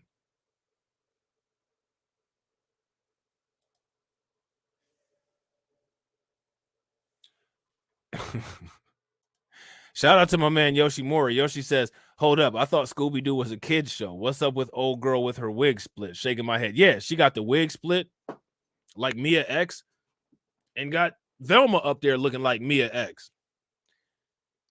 Velma walked up there with her magnifying glass like she was talking to Master P. She looked at Shaggy and Scooby and said, somebody got their wig split. They wig split. You know what I'm saying? Yeah, last time I checked, Dinkley's not an Asian last name, but somebody correct me if I'm wrong. Because, you know, Asians and white people and Latinos have all said that we have low IQs. So there's a very high likelihood that I could possibly be wrong about that because of how stupid I am, according to the other races of people. But, you know, let's just fact check each other and keep it ethical in here. Other users extended their support to Kaling, stating that Velma being Southeast Asian showcases representation. They feel that the characters of the animated show should not only depict one race. So, yo, check it out, man. What was Inspector Gadget's niece name? Wasn't it Penny or something like that? So if they come out with a Inspector Gadget reboot, we can count on Penny being Asian too. And then white people getting upset that Black people exist because Penny is Asian, just like how white people are outraged about Black people existing and blaming us for the fact that this lady here turned Velma into an Asian woman. You know what I'm saying? Oh yeah, you know, it's all part of the Kamala Harris thing. You know what I'm saying? I don't know what this is right here. This is just a reminder that I'm South Asian and cosplay Velma. I love having representation in one of my favorite classic cartoons. Thank you. I don't see. That's why. Look to see. Like, listen, man. On Transformers, you knew that Blaster and Jazz was Black, and that's just it. We had Blaster and Jazz, and it was cool. Blaster and Jazz was some cool characters. Honestly, if you ask me, they was the only cool Autobots. I could rock with Blaster and Jazz. I don't like none of the other Autobots, but Blaster and Jazz, they was all right. Skyfire was all right too. Skyfire used to be a Decepticon. You know what I'm saying?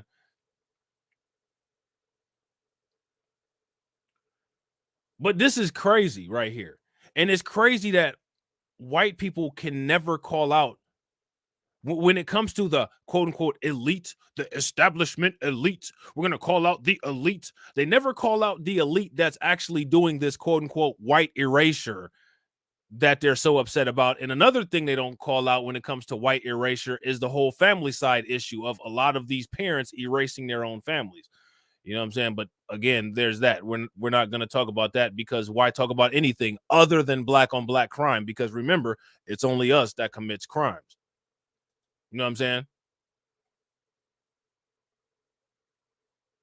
So now here it would say, I would say the most active and genuine members of the fandom are more concerned with the content than Velma's race. But that's just what I've seen. Mindy Kaling would love to have your voice in the Scooby-Doo community in some way. And that's not true at all. Those white comic fans, the white nerd sector, the white geekdom or whatever they call that stupid shit, those dudes that wear underwear on their heads and never grew up and are outraged about Captain America and stuff like that, those are some of the most racist people that you will ever come across. The men in tights sector, you know what I'm saying? So this is her, and you can see how her brother would have actually presented as a black man, because she's a dark-skinned Asian woman. But now, while I don't understand how this is never called out, though. And it's a collaborative effort, because again, white people never called this out. They automatically just look to black people to be outraged about something that. Yeah, super facts, Mike. These white nerds and gamers are extremely anti-black. Remember Ice Poseidon? Nah, I don't remember Ice Poseidon. But I mean, you're talking about Poseidon, who's already a European tooth fairy.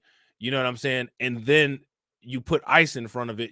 That's like when you see those names with wolf in front of them. You already know that they got Nazi signs and AR-15s hanging all up in their rooms. You know what I'm saying? And probably got a couple bodies on them.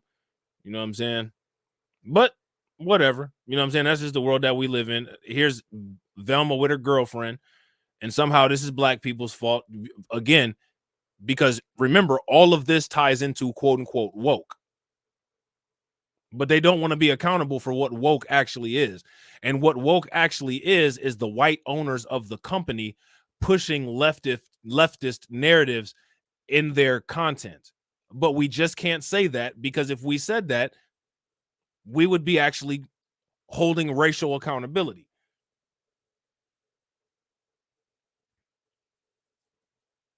Bron said, I can't count how many N-bombs they would drop in the game lobbies back in the day. Yeah, PewDiePie got in trouble for dropping N-bombs. And then when he got caught dropping N-bombs, everybody started saying it was cancel culture. When these people get caught doing something, it's cancel culture. Oh, you happen to chase a black kid down with your pickup truck and kill him? Well, why are you canceling these good white men? Like, are you serious?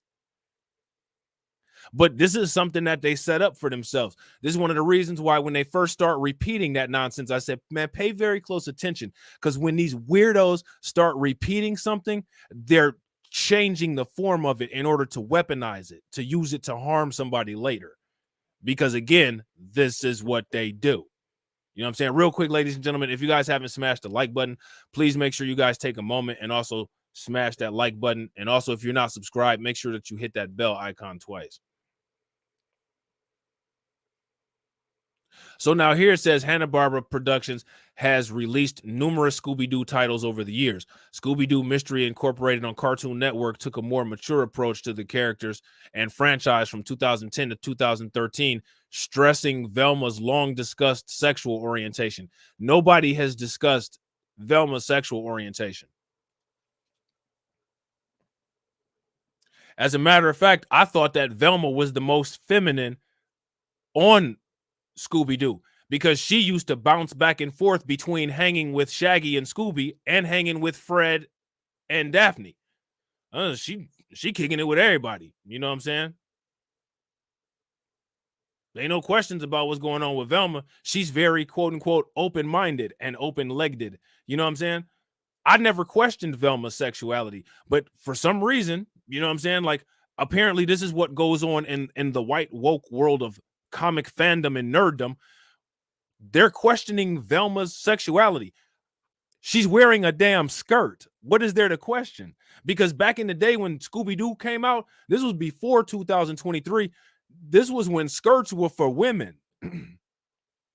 So if she had on a damn skirt looking like a librarian, she's probably a woman. And back then, women liked men. So what was there to discuss?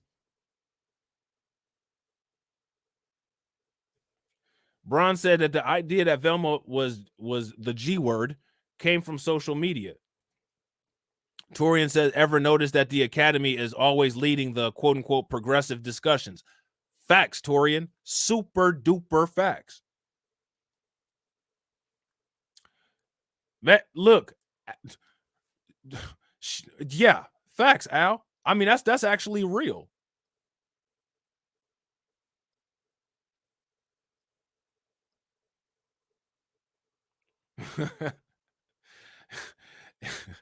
You know what I'm saying? She had she had on the loose sweater and was showing through. You know what I'm saying? So like, come on, man. Like, stop it. Like, yeah, look. There go Velma with the sweater. Like, come on now, stop it. Daphne didn't have that. You know what I'm saying? And nobody was asking about that.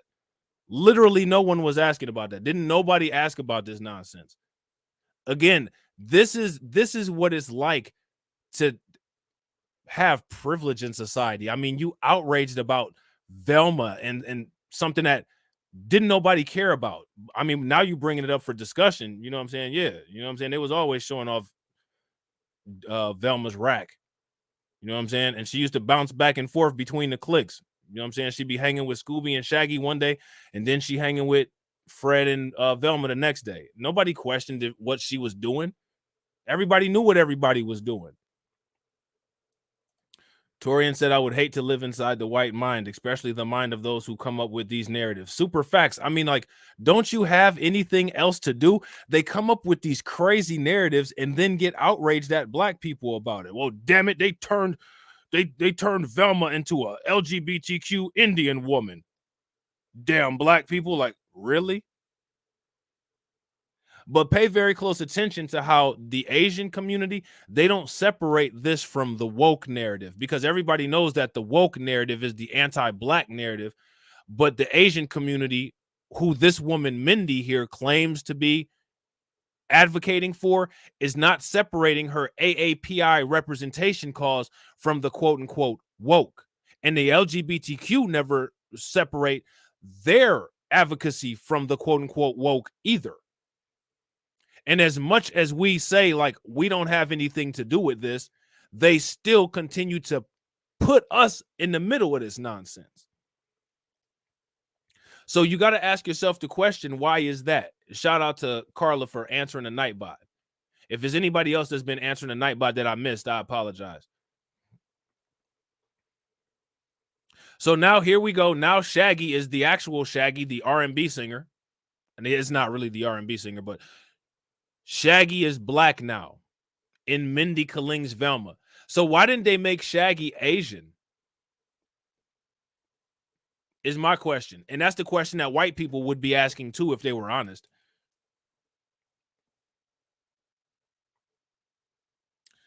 They calling him Shaggy, but they better start calling him Baggy, because he about to be bagging all the girls now that they got him on there. He gonna make Velma straight again, and he about to turn Fred into a mass murderer when he walk in on him and Daphne. Shaggy gonna be like, Zoinks, Fred. Shaggy gonna be like, Zoinks, Fred's lost his mind, Scoob. He's gonna kill us all. And Scooby gonna be like, rawr, rawr.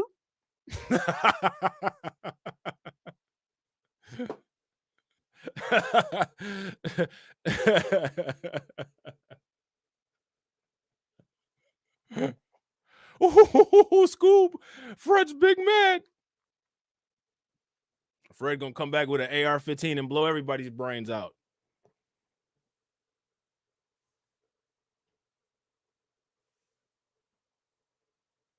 The black Shaggy gonna have collard greens on the sandwiches. You know what I'm saying? Him and Scooby gonna be getting the vegan blunt wraps. They're gonna have Hennessy in the damn mystery machine. It's about to go down for real. Yeah, he gonna be like, Zoinks. Oh, Scoob, why does Fred have that big ass gun? They're gonna have Kyle Rittenhouse playing Fred with blonde hair. It's about to be a hot mess on the set of Scooby-Doo. You know what I'm saying? It's about to be all bad.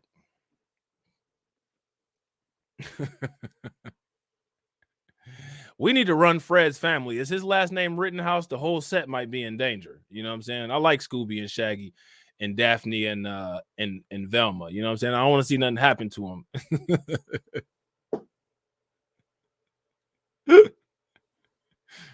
You know what I'm saying?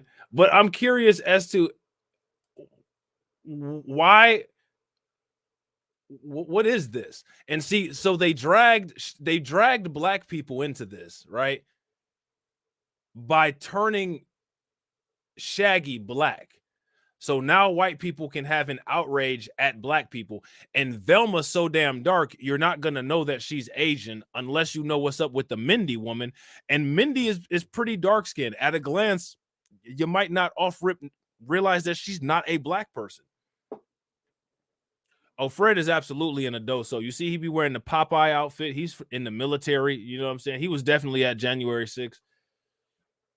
He ran the mystery. I heard he drove the mystery machine right through AOC's office and shit.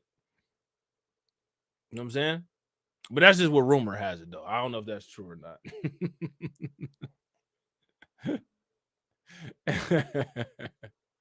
Right, Kareem.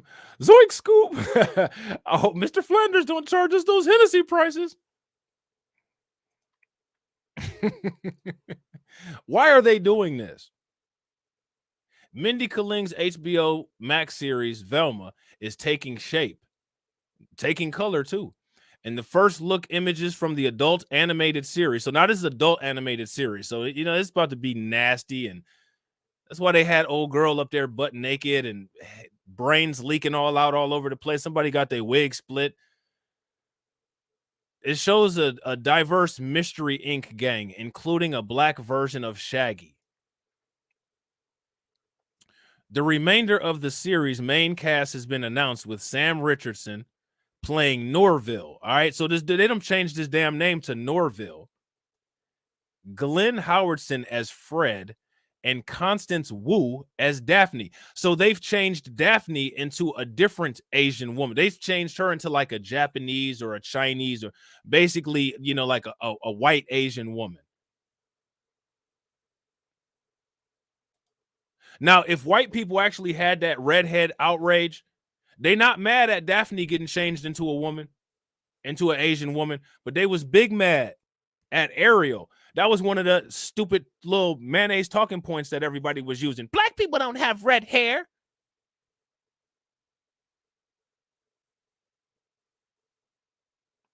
One of the most misquoted black men that white people constantly misquote had red hair, Malcolm X. But okay, because you said it, it must be true. Let there be light, right? You know what I'm saying?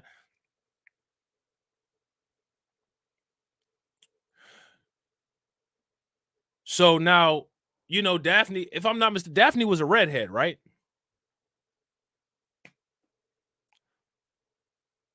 Now, apparently, you know what I'm saying, she's Asian.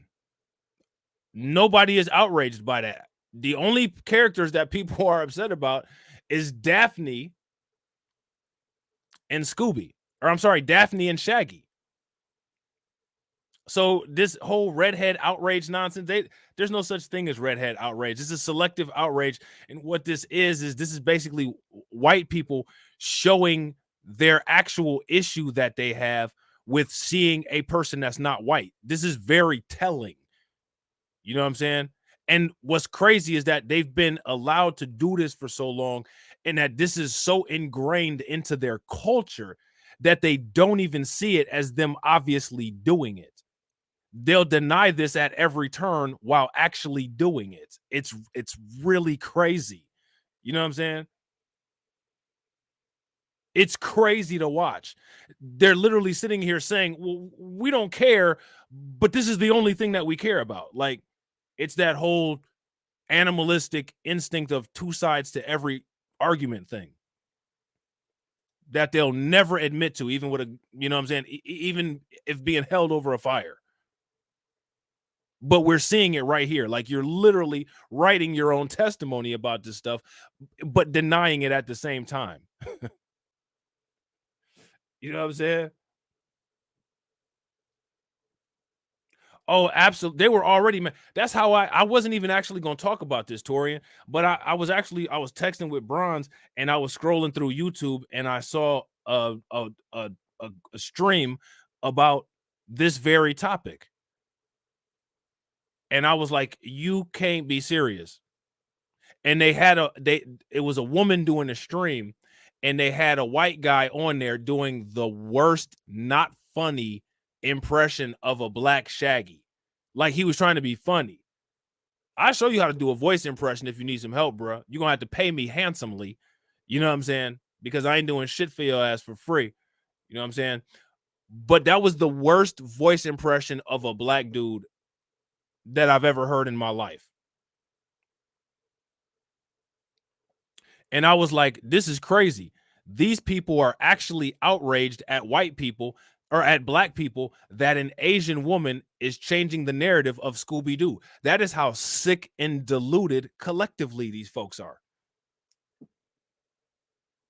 This woman, Mindy Kaling, is not a black woman, but you're sitting here on your stream outraged and making fun of black people and justifying it. Justifying it because you're upset that the storyline is being changed.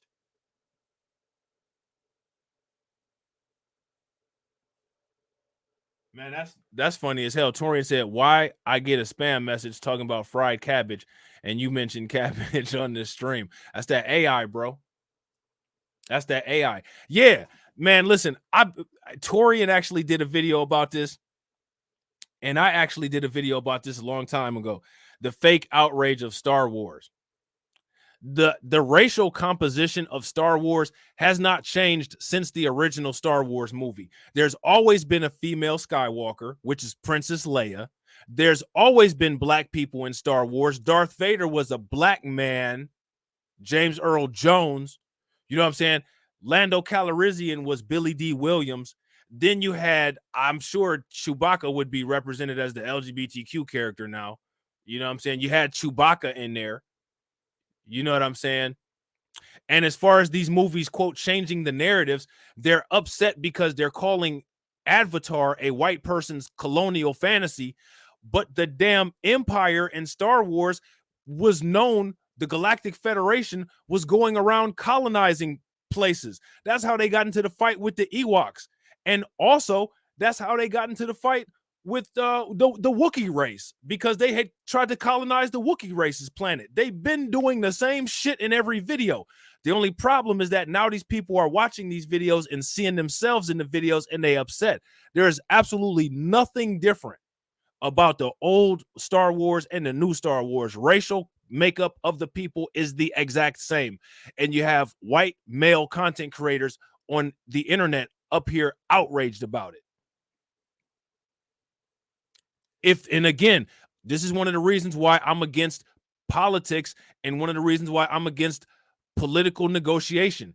If you can't even have these people tell fictional history right, then how can you expect them to tell actual history right? These people are coming up with critical Star Wars theory, talking about, oh my God, Star Wars is just making people feel so guilty. Are you serious?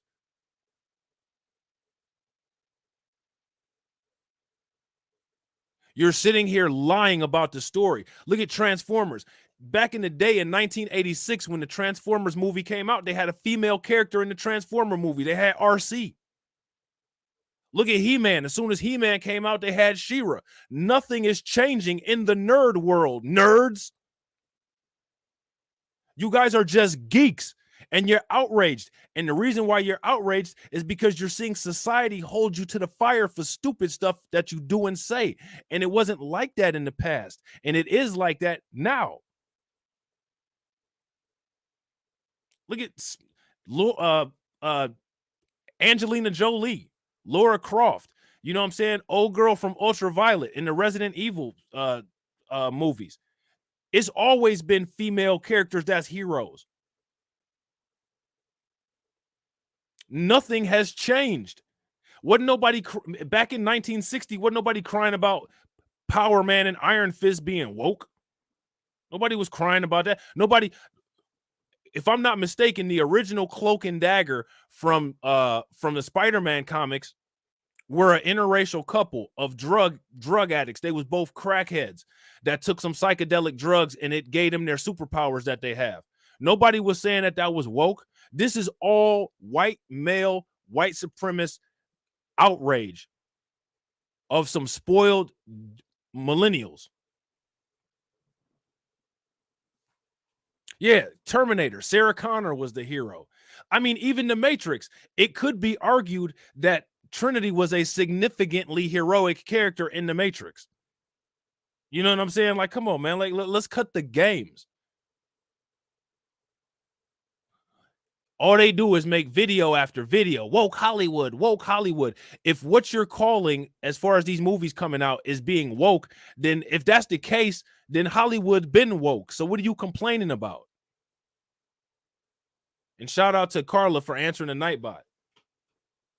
So this is what I'm saying. If it comes to the, if it comes down to fictional history and they can't even be honest about fictional history, how you expect them to be honest about actual history? No, we got to outlaw the 1619 Act. Yeah, the bald-head lady from the Aliens movie. Facts. You know what I'm saying? She was the lady in that. The villain from the movie Species. I mean, it was a woman. You know what I'm saying? Look at the movie Return from New York, or Escaping New York and Escaping LA. In the old Total Recall, they had weird people walking around in high heels with 3 titties and mustaches. You know what I'm saying? Like, I mean, this stuff has all been there. It's all been there.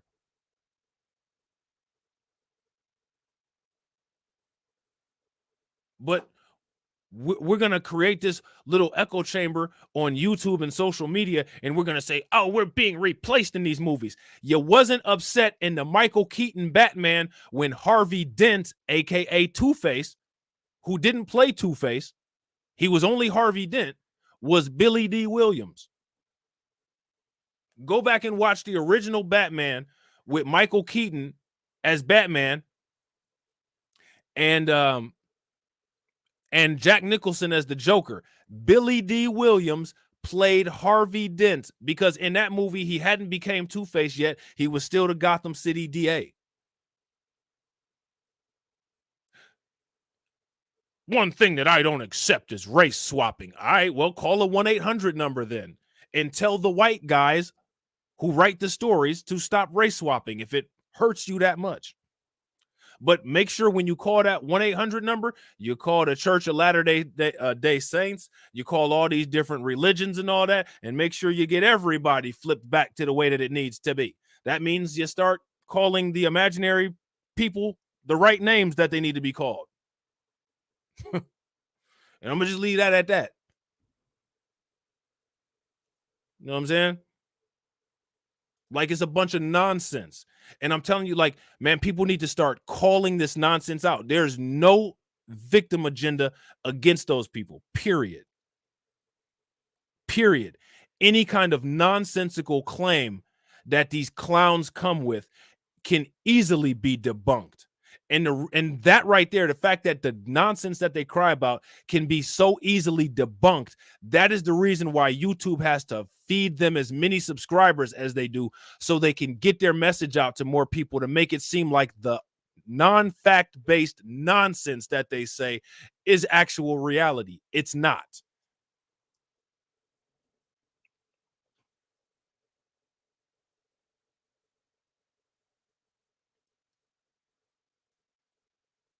Wait until your boy gets some wait until your boy YouTube channel grow enough to where I can do some actual side projects.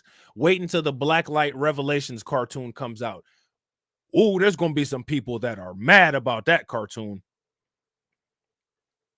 Anybody that knows about the Blacklight Revelations cartoon that I've talked to about the plot and the storyline, there's going to be some people that are big mad. I'm probably going to have to end up having it on Rumble.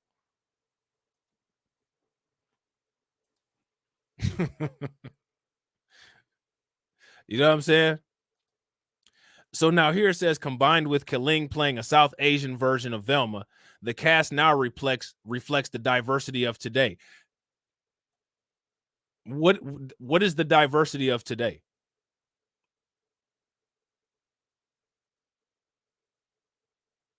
What is the diversity of today? And shout out to Kelly for answering the Nightbot.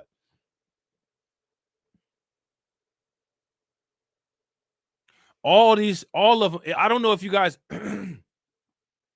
I don't know if you saw that part 1 and part 2 of that blurred video that Torian Rain did with he did an interview with this comic book guy, this guy that is like really into comic books and does reviews on movies and stuff like that. But he broke all of that down. All of these stories come from that. All of them, every single one. Every single story. Even the Transformers, the Matrix of Leadership.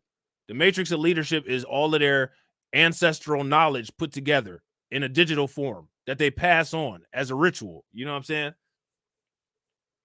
The Conan the Destroyer story was about Samaria. You know what I'm saying? Thundercats, Mum-Ra. All of that stuff comes from the old Kemet stories, the old Babylonian stories, the old Egyptian stories.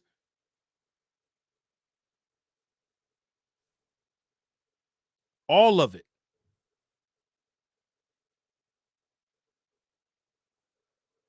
There's not any original content from anything.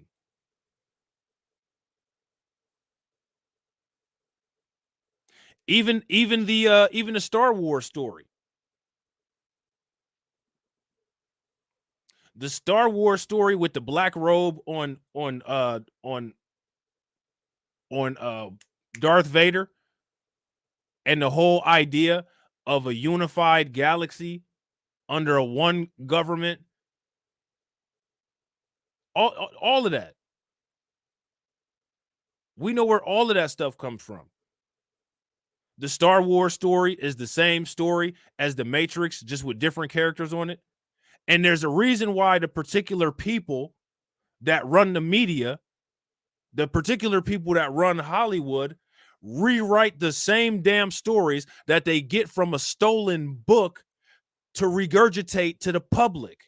If you listen to the songs, you know what I'm saying? I don't know if anybody used to watch that cartoon called Wheel Warriors. Listen to the theme song of that. You know what I'm saying? With the Lightning League.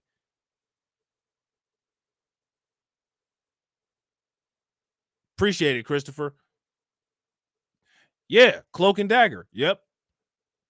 It was only on for 2 seasons. But the original Cloak and Dagger, they came from the Spider-Man comic book. I remember them from the comic book from back in the day. Star Wars is like world history. Facts. Again, all of those stories come from stories that have already happened, or either stories that come from the legend.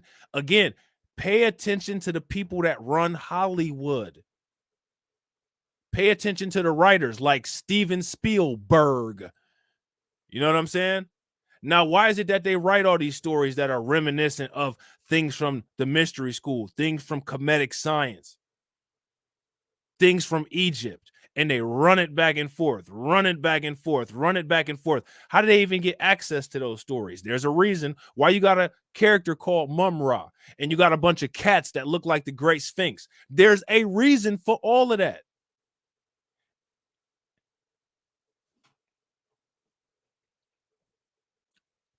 Tarek said, "Can I be one of the voices in your BLR cartoon?" Yeah, yeah, absolutely. You know what I'm saying? If I'm ever able to actually make the BLR cartoon, I want to get, you know what I'm saying, my subscribers to be voices and characters in it. That'd be dope. But pay attention, man. Pay very close attention. You know what I'm saying? So now here it says the entire cast appeared on stage at New York Comic Con, according to the Hollywood Reporter. Other members of the cast include Jane Lynch. Look at this. Wanda Sykes is in it. Russell Peters, Weird Al Yankovic, Melissa Fumero, Gary Cole, not Gary Coleman, Gary Cole, Cherry Jones, Stephen Root, Nicole Byer, Ming Na Wen, Fortune Feemster, Saria Blue, Yvonne Orji, Shay Mitchell, Kalup Vilasic, Debbie Ryan, and NBA star Carl Anthony Towns. Those are some very interesting names. So this is what the cast is right here. All right. You see it right here. She's supposed to be Velma. This black dude right here is supposed to be Shaggy. This Asian woman right here is supposed to be Daphne. And this guy right here is supposed to be Fred. I mean, they even didn't match the right white people up with the other white person. Like, you know what I'm saying? They messed this all up. And here go Velma. She's a lot going on, so that's probably why her face is looking like that. But that face that Velma has right there, that's the face that I had when I found out that Mr. J when I found out that Mr. J was pregnant.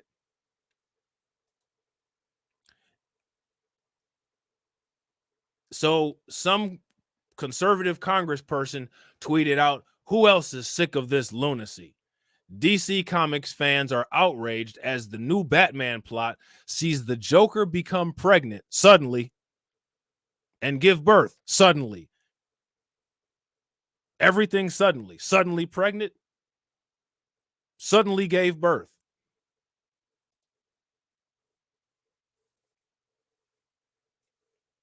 Why?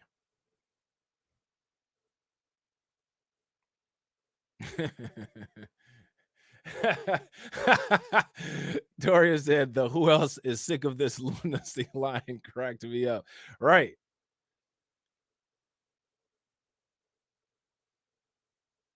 Torian says they trying to ruin one of the best villains of all time, man. Me and Izzy, shout out to my man Izzy.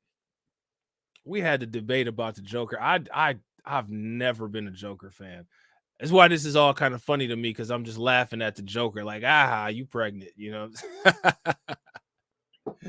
I was sitting up here hating. You already know, you know what I'm saying? You already know I'm about to go in on your ass, Mr. J. You know what I'm saying?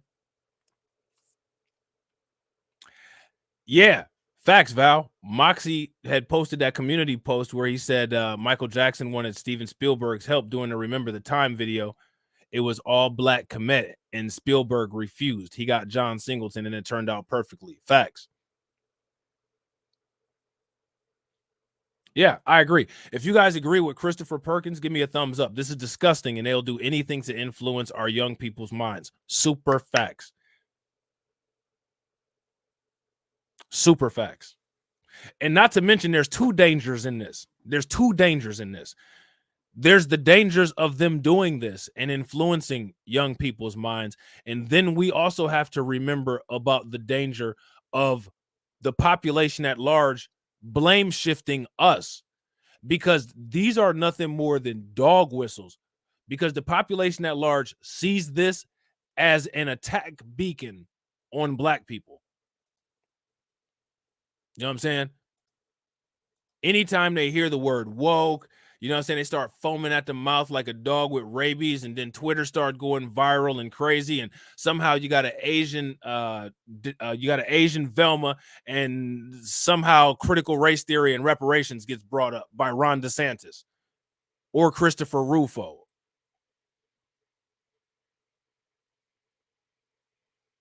Shout out to my man Jay Fields. What up with it? Yeah, Torian, you should make sure you do a video about this. This is right down your alley too.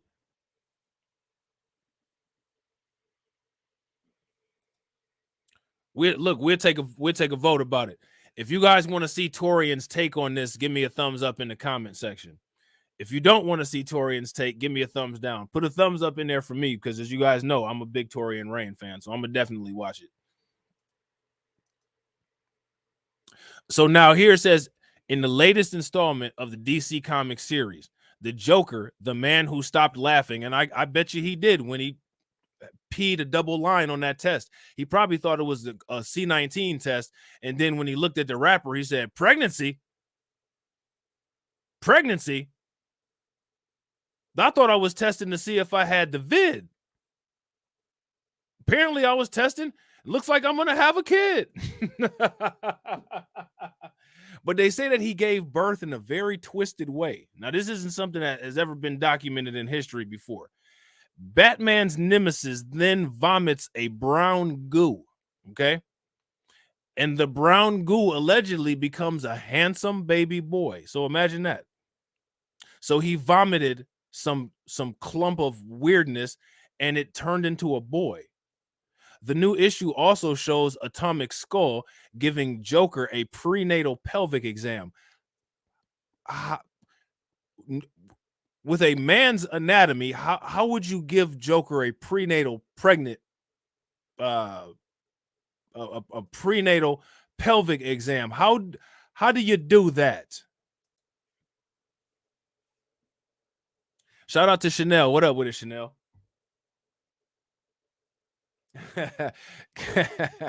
Kelly said, did he eat some bad ham hocks? I don't know what he ate. Some shitlins. Some shitlins. You know what I'm saying? That to me sounds like a bowel obstruction. They say that you throw up these coffee ground emesis. You know what I'm saying?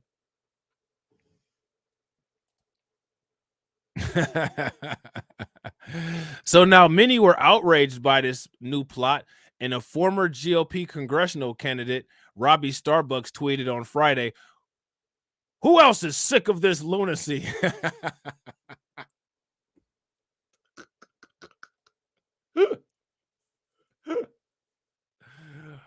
Who else is sick of this lunacy?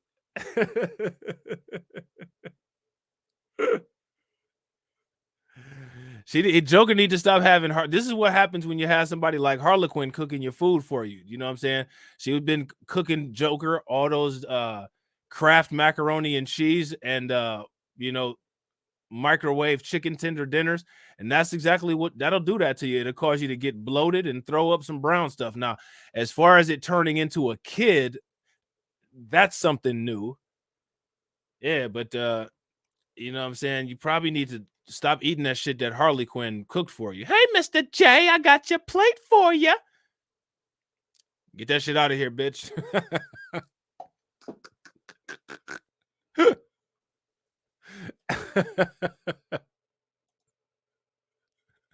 So now it says DC comic fans have been left revolted by a bizarre new Batman storyline that sees the Joker become pregnant and give birth to brown goo that then transforms into a baby boy. Now, see, this is how you know that there's something wrong, because usually the transformation takes place inside of the woman's belly. You don't throw up amniotic fluid and placenta and then on the ground it just develops into your child. That's not what happens.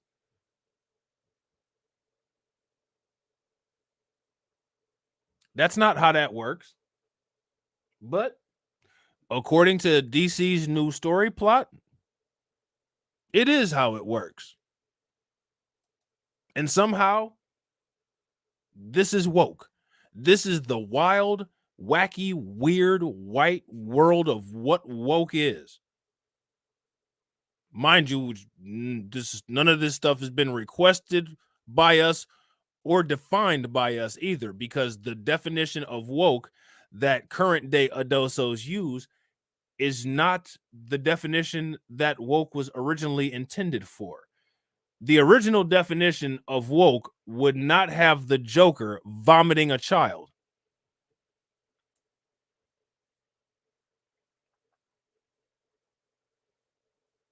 Can we all agree on that?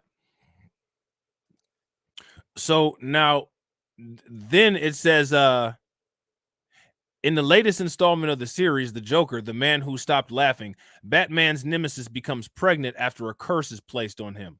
The Joker later vomits a sort of brown goo that transforms into a baby boy, which ends up being a mini version of the Joker. The issue also shows another twisted scene where supervillain Atomic Skull gives the Joker a prenatal pelvic exam. How did he do it?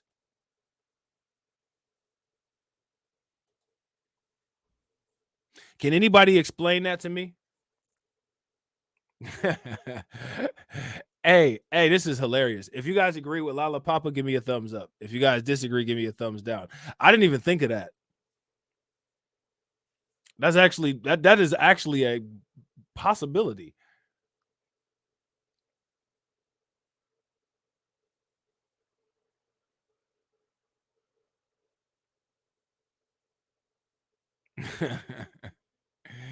Carla said a curse, huh? Yeah, right, exactly. So now here it says, The world once again holds its breath as the Joker strikes again. But how far is he willing to go this time? I mean, clearly he went all the way and now he's pregnant. Wrote DC Comics on their website hyping up the issue. But many were far from enthusiastic about the new woke plot where the man gives birth. So now what I want to ask everybody in the comment section here is, how does the Joker being pregnant encompass the true definition of woke?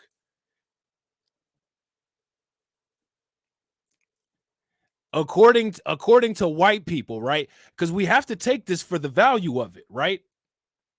When white people say woke, they're blaming a narrative on black people, right? So if white people are going to throw this on us, I got to retort and ask white people, what the hell does the Joker being pregnant have to do with black people? What are you talking about?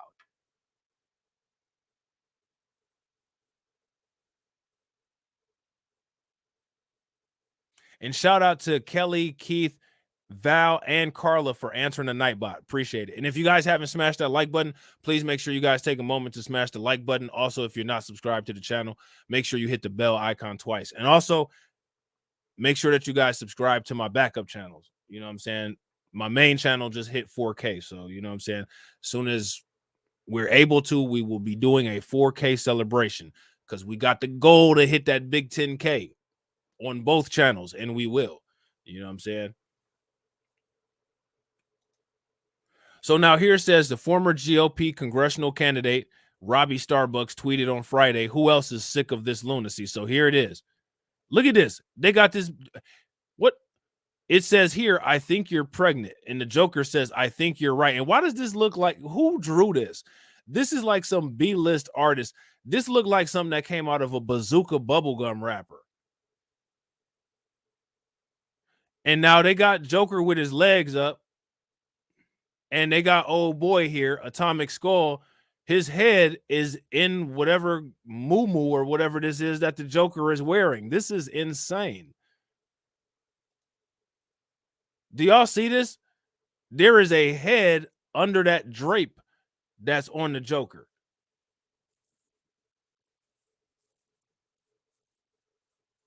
It's a hot mess, Kelly.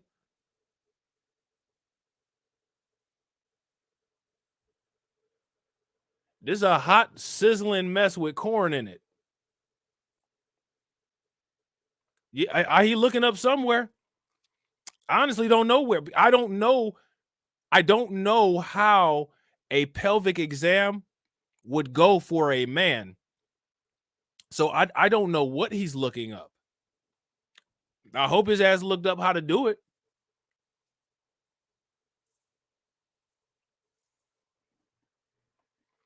But this is insanity.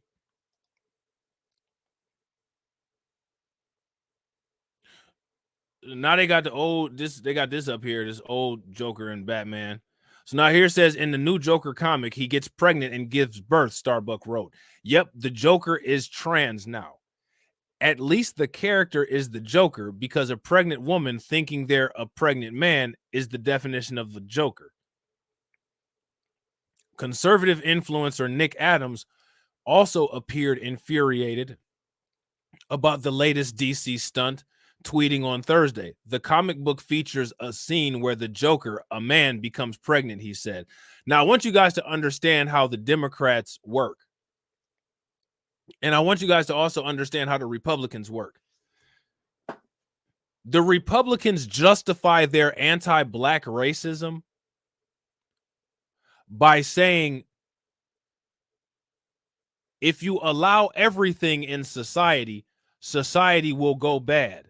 Look at those white people, quote unquote, and this is how they play the double sides, the liberals who allowed black people. If they allow black people, then they'll allow anything. And then that's how they wrap in the whole woke narrative, LGBTQ and all of this other stuff.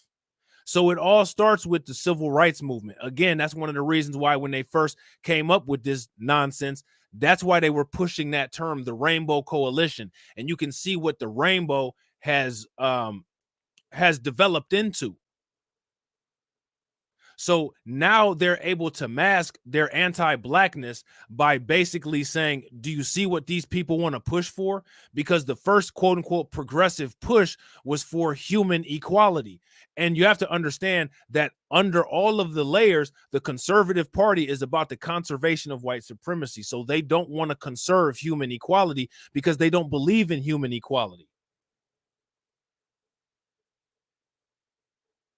And it's the opposite ideology with liberals.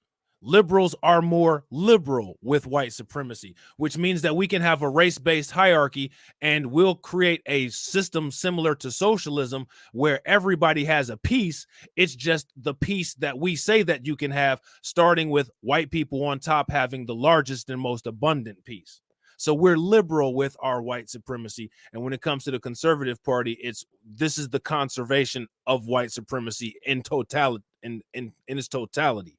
You know what I'm saying? But they don't say that because that's too harsh for the population matrix that we have nowadays. So they have to soften it up and filter it down with all this nonsense like diversity and inclusion efforts. You know what I'm saying? And immigration and different things like that. But when it all leads back, all of these things are just competing ideologies for containment of black people, most specifically containment of descendants of slaves, foundational black Americans. Because as you can see, there's even a piece in the hierarchy for other black people who come here from other places. Those of us that can trace our descendants, our ancestry to the South, to the plantations, you know what I'm saying? This is all containment because, again, in the system of the United States, you have to build this capitalist system off of a bottom class that can constantly be the money laundering mechanism. That's the reason why the higher the class, the better the area you build a business in. If you're at the higher class of society, you build your business in a corporate park. If you're just coming here from overseas, you build it in the worst possible place that you can find, which in most cases is ultimately black areas, quote unquote, Democrat ran cities. We're going to keep a bottom class in these Democrat ran cities. We're going to control who does the crime, and we're going to set it up so this is the bank where you can have the immigrants come over and start to make their money. And then as they move up on that class hierarchy, then they can get into the corporate parks. And I agree, Val, we have to fight this BS. But now the message is so diluted, right? People don't see it. And now you have little, young black kids, black people in their 20s running around talking about woke. When people don't know that these are things that are being used against you, and they're being used against you by both political parties. Both parties are using this stuff against you.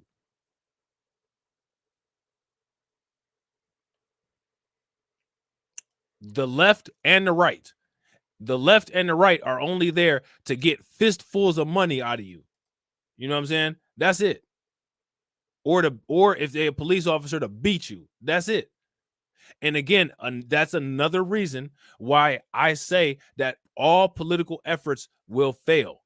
We have to bang, because when you're dealing with a system like that, and even with that entire system overlaying the entire reality that we live in, people still can't be honest. There's no way that you can have an honest negotiation with people in a system like that. You either choose to fight, or you choose to try to find a way to survive within this matrix. And what has been done is that people are trying to find a way to survive in this matrix instead of ripping the matrix apart. And that's the reason why the world is correct. Because there is no finding a way in this matrix. The only finding a way in this matrix is finding a way out of this matrix. And there's no openings. So that means you have to tear a hole open. You know what I'm saying? So now here it says Matthew Rosenberg and Carmine D. Giandomenico created the ongoing series. Imagine that. Matthew Rosenberg contributed to creating this series.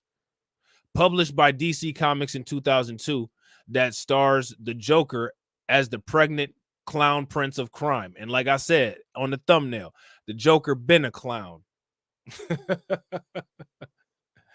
The Joker been a clown. You know what I'm saying? I always thought that Harlequin was tougher than the Joker. You know what I'm saying? Part of the backstory revolves around the Joker, who wanted to start a family. In pursuit of his goal, he tries to win the heart of superheroine Zatanna, who is able to use her magical powers if she speaks in reverse. After she refuses his advance, she casts a spell so no one can have the Joker's baby, but instead he becomes pregnant and has his own baby, the news outlet reported, which is that is a dumb story. That is a dumb story. Yep. Mr. J is pregnant.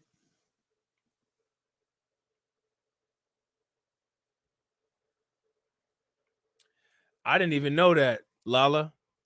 I thought Harley Quinn and the Joker was a thing. See, I don't really mess with DC comics all like that. I've always been a Marvel head, but I used to watch the Batman animated series. I thought Harley Quinn was Joker's girl.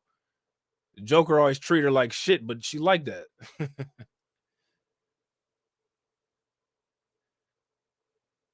Right, Torian, exactly.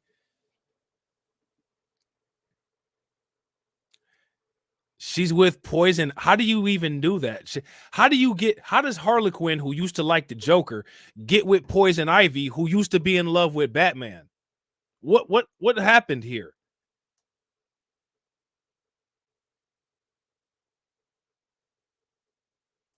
And then you have Geeks and Gamers and Ryan Kennel and all these white nerds on YouTube pissed off at black people as if we called for these changes. I didn't call for none of this shit. I don't think anybody did, honestly, because I don't think most people care. But those of us who actually watch the comic books, none of us actually ever called for any changes of anything. I never called for Colossus to be changed into some, mutant from Zimbabwe because I felt that Colossus being Russian was too European. Nobody did that. You know what I'm saying? Like, it never happened.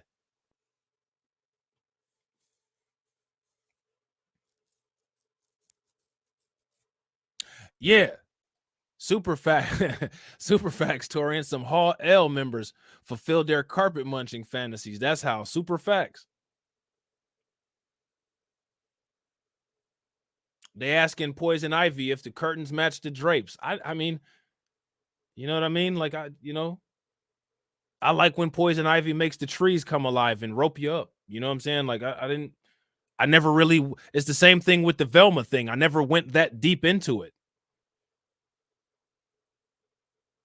Yeah, exactly. Yeah, exactly, Keith. Let me off. Val said, I thought there was a couple too. Next thing you know, they're going to have a new Spider-Man backstory where Mary Jane and Gwen Stacy, before the Green Goblin killed her, they was actually messing around too. Like, what?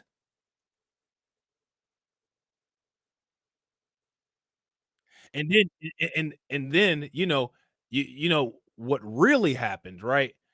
The real way that Carnage came out was that Spider-Man, Peter Parker and Eddie Brock, they had got steamy in a hot tub one night, and then boom, Carnage was there. Like, what? When did all these things happen? Now, see, if you listen to these Democrat advocates, right, they'll sit here and saying that I'm being homophobic, but I'm not being homophobic. I'm asking for a time frame. When did this stuff happen? Silver Surfer used to have a girlfriend named Nova. She was another little herald, you know what I'm saying, that that Galactus had made, because she had decided to serve Galactus instead of getting her planet eaten. And her and Silver Surfer had their little thing. Let me guess. She got a girlfriend now too. Everybody got a damn girlfriend. Val Williams said, that's some BS. Why are you gay? Right. Shout out to Faith and Lighten. What up with it? Right. This is all new. This is all new developments for me. I didn't know about any of this. And yet I could be walking down the street in a supermarket somewhere and get my brains blown out by some angry Chad because they feel like they're getting replaced by some comic book plot that I had no idea about, nor did I request or care about. They're trying to replace us. You know what I'm saying? Get the tiki torches out. You know what I'm saying?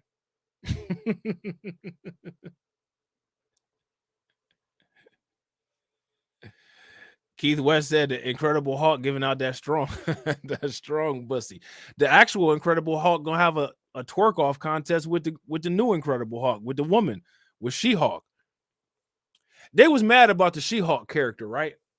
I heard in the you know in the whiny comic book geek fandom space, or whatever they call that. The She-Hulk, the way they presented her in the movie, is the way that She-Hulk is in the comic book. She always been kind of like that, with the raunchy jokes and twerking, and you know what I'm saying, what do they call that? Provocative type dress and personality. The She-Hulk has always been that, like that. They're not doing that because of they're doing it because of a feminist agenda. Now, when we talk about a feminist agenda and why Carolyn Bryant is still alive, they don't talk about that. But when we talk about She-Hulk actually being in the movie the way that actual She-Hulk is in the comic book, you know what I'm saying? Now, somehow that's a feminist agenda. Now, if you ask me, the actual feminist agenda is why Emmett Till's, the person who contributed to Emmett Till's murder is still alive. That's feminism, if you ask me. But okay, sure. You know what I'm saying? Whatever delusions come into your brains, will believe.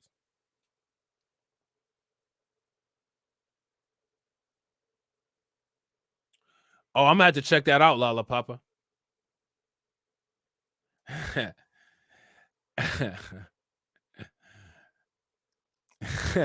RG Titan said, "What's next? Wolverine and Cyclops being lovers?" Honestly, I could actually see some truth in that, because I can't stand Wolverine or Cyclops, and they was both always arguing like some lames.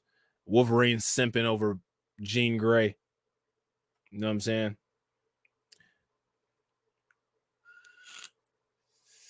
I could actually see that. Wolverine had a short man complex. You know what I'm saying? Don't get me to talking about heroes, man, because I'm not a big fan of a lot of the heroes. You know what I'm saying? I don't like a lot of them, and I definitely couldn't stand Cyclops, and I can't stand Havoc. The X-Men would be a lot better without Cyclops.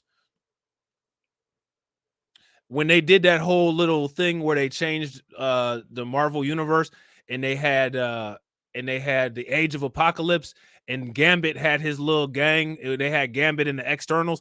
Actually, I like Gambit, because Gambit kind of a thug. You know what I'm saying? He kind of dirty. You know what I'm saying? Like, I like Gambit. Gambit to me would have been a better leader than Cyclops. I don't like Cyclops, man. I don't like him. Hey, bro, I don't like you. You know what I'm saying? Like, I don't like you. The best thing that Cyclops ever did was be Cable's dad. That's his number one accomplishment, if you ask me, in the comic world.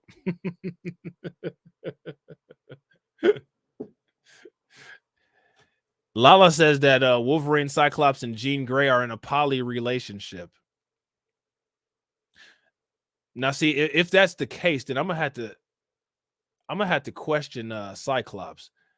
And I'm sorry, man. The way Cyclops was crying when Jean Grey became the Dark Phoenix, and just like, come on, man. Like, come on, bruh. You know what I'm saying? Kelly said the funny part is they did make characters that were the G word, but never gave them their own movies and shows. Yeah, that's true. That's super facts. You know what I'm saying? So now here it says DC Comics is getting weirder and weirder, allowing more perverts and fetishes to make grotesque filth out of their classic characters, tweeted comic artist and social media personality Evan Van Sciver. And now, again, remember, this is what people like Ron DeSantis and the Manhattan Institute equate with anything black. Anything black and political is wrapped up into this nonsense and debauchery that they're talking about. So you have to pay very close attention to this, because they play these political games by proxy when talking about the entertainment, and they don't admit it.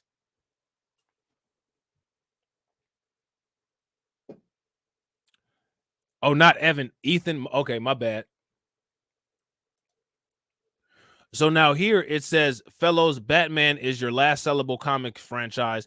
Normal readers might not enjoy Atomic Skull giving the Joker a prenatal pelvic exam, he said. Yeah, I don't think the Joker enjoyed that either, because I don't know how that could be done without it being excruciatingly painful.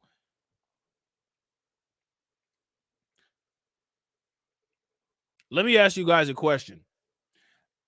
Is there anybody in here that requested for the Joker to be pregnant? We're not going to find out in a couple days that somebody wrote an email or sent a letter to to DC and asked them to make the Joker pregnant, are we? Did anybody ask for the Joker to be pregnant? It's okay if you did. I'm not going to say anything.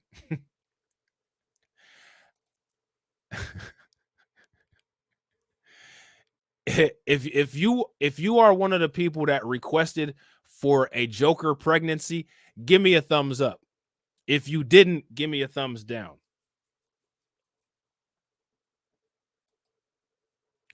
So now here it says the comic fans also shared their mixed reaction to the new plot. One person commented that comics truly have lost their way, the director reported, while another person said, this is why I stopped reading comics, the news outlet said. But others did not seem bothered and pointed out that weird moments like these were common in the Silver Age of comics. I don't remember anything like that. When Daily Mail reached out to DC Comics for comment, they were unavailable. They were probably busy helping Joker deliver his baby. But you guys remember the Christmas song when people would be like, jingle bells, Batman smells, Robin laid an egg. Isn't this the same kind of thing? So they've been having LGBTQ intermingled in Marvel Comics. And it was the very little spoiled brats that used to say stupid stuff like that Jingle Bell song, talking about Robin laying eggs, that are the very people that are outraged about the Joker laying a damn egg.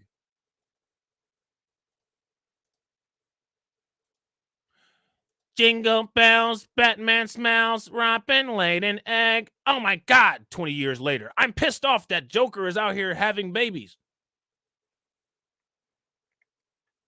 That looked like the face when the doctor told him to push.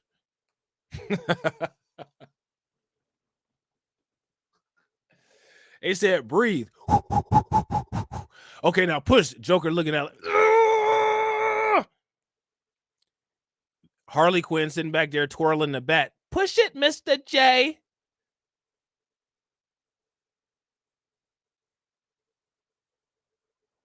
Push, Mr. J.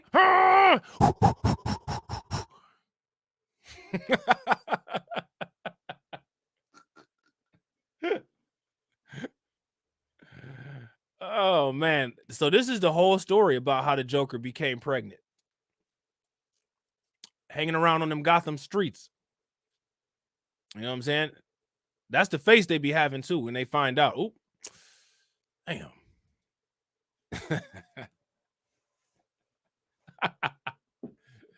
He got that face like the Britney Spears. Oops, I did it again.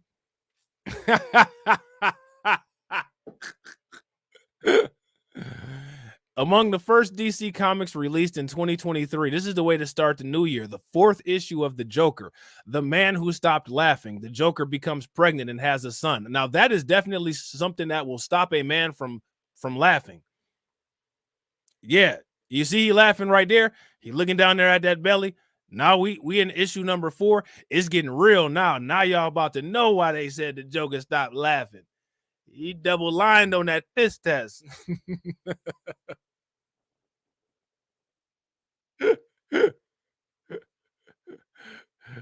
That is hilarious. He double lined on that piss test. You know what I'm saying? Joker ain't never gonna drive a car again. Anytime he see double lines from here on out, man, he about to have post-traumatic stress syndrome. Harley Quinn gonna be like, "You want me to drive, Mr. J?" And Joker gonna be like, "Yeah, bitch, I don't want to see no double lines." You know, the Joker was just like mad disrespectful to Harley Quinn. You want me to take the wheel, Mr. J? Sounding like the nanny and shit. You know what I'm saying? Joker gonna be like, "Yeah, bitch, take the wheel."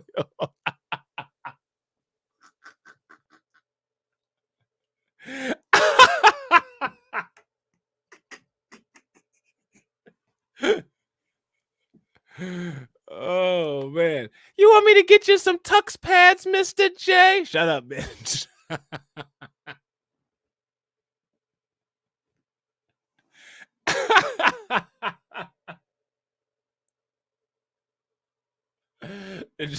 Yeah, man. This is the first time in comic book history that it wasn't funny. You know, the Joker always be laughing. Not this time. This shit ain't funny. Joker said, "Whoa, you know, I didn't sign up for this." This was his face getting that during the pelvic exam. This second half of the picture over here. You see he's straining real hard. Atomic Skull was like, "I need to go up a little bit further." Joker like, "Yeah!"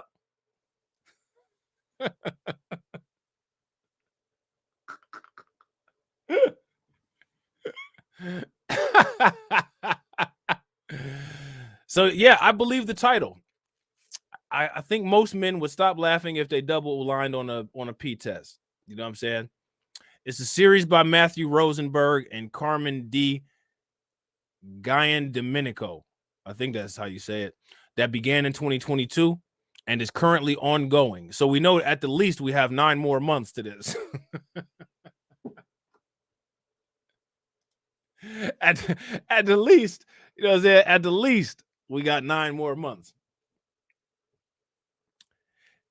He's going to need better help therapy after this. Yeah, he's going to have to make an appointment in Scarecrow's office. You know what I'm saying? Only Scarecrow will be able to help him through this crisis. You know what I'm saying? Shout out to Kelly, Carla, and Keith for answering the Nightbot.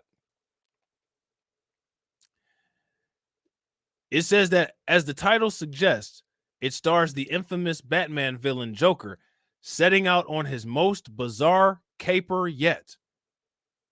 What is the actual caper? The Joker is no stranger to bizarre tales, whether that comes from the form of Jared Leto's damaged portrayal of Joker, Foley Adux, reportedly being made as a musical. What? They making a damn Joker musical? However, The Man Who Stopped Laughing's 4th issue was released on January 4th of 2023, and its backup story, Knocked Upside Down, includes what may be among the strangest stories DC has told to date. So they called this story Knocked Upside Down. Let's take a moment to reflect on that title. Yeah, this is definitely Joker's last joke. He is not laughing at all. He said, "This ain't funny, guys." So we all know how Joker had the child. He was trying to holler at somebody and they said, "Nah," and put a curse on him. Backup story: in the 4th issue of The Joker, The Man Who Stopped Laughing sees the titular Batman villain become pregnant and give birth. Why do they keep using that word titular? Is he breastfeeding the child or something? And if that was not far enough out there, the mother of the Joker's child is the magician hero Zatanna. Now they got him over here looking crazy. This must be Atomic Skull. And look, the Joker trying to be funny, but you see he ain't smiling. Yeah, what do we have here? I think you're pregnant. No, I think you're right. Do we have a good OBGYN we use? But you know how the Joker is always smiling when he says this crazy stuff. Bruh, man ain't smiling right now. He about to cry.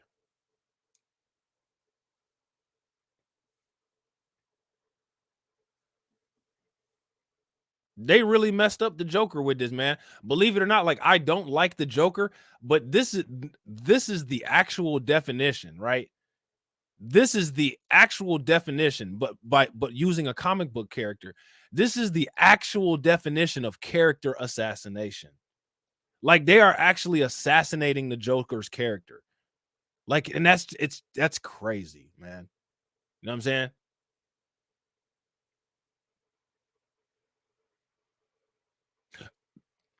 Oh no, I like villains, Kelly. I dislike quote unquote heroes. There's a reason why hero rhymes with zero.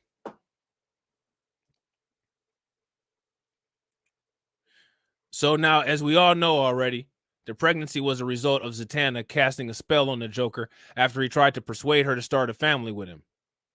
He said, "You want to have my baby, baby?" And she said, "You gonna have your own baby."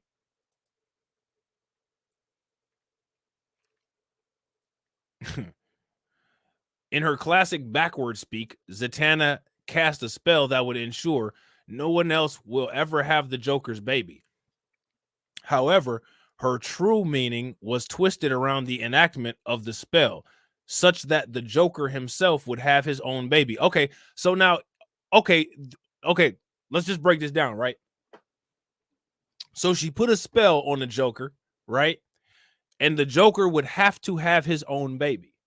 Got it. Okay.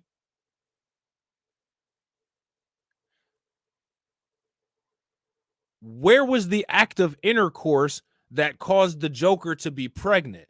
Because the way that this is written, you would assume that what would happen is that clearly the Joker is into women, right? Because he trying to get Zatanna to, you know what I'm saying, have his baby, to be his baby mama.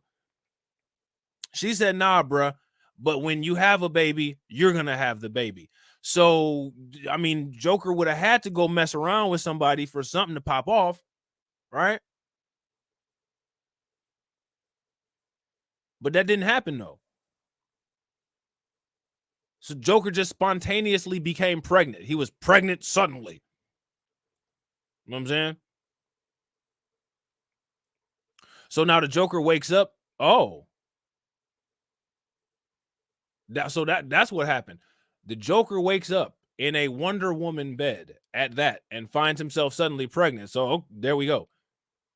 And y'all thought that I was joking, calling this suddenly pregnant. See, they even said it in the article, suddenly pregnant. So now we know what happened. You know what I'm saying? Him and Wonder Woman, after they got done, she probably had to go to work or something, and Joker was just chilling at the house.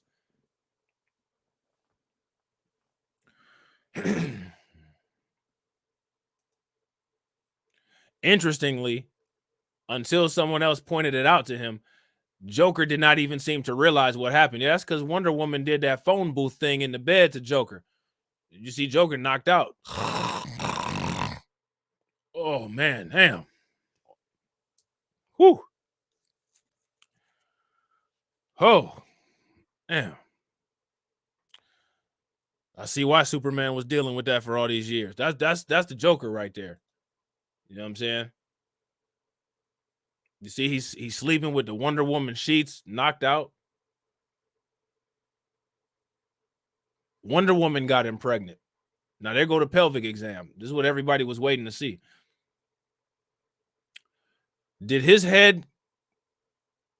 Was his head like this before he did the pelvic exam, or did his head come from under the sheath like this? I don't know. When the Joker is looked at by Dr. Phosphorus, an established DC supervillain, the doctor tells him, "I don't even know where the baby is going to come out from down here." Yeah, Dr. Phosphorus seems like the only person that has some damn sense.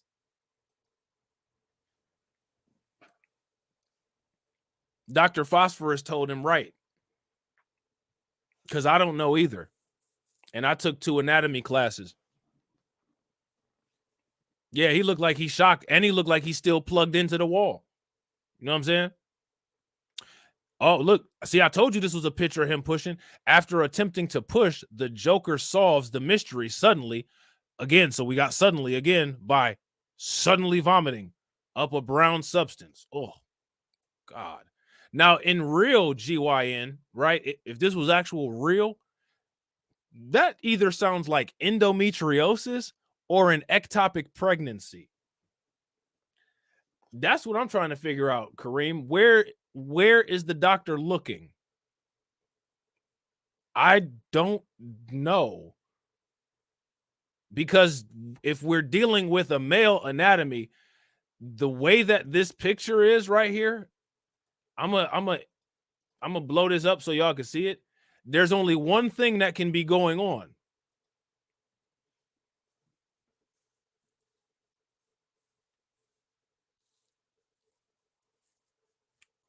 If we're dealing with a male,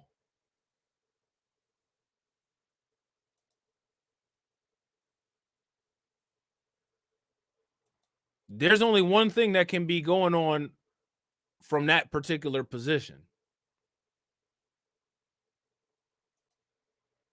You know what I'm saying?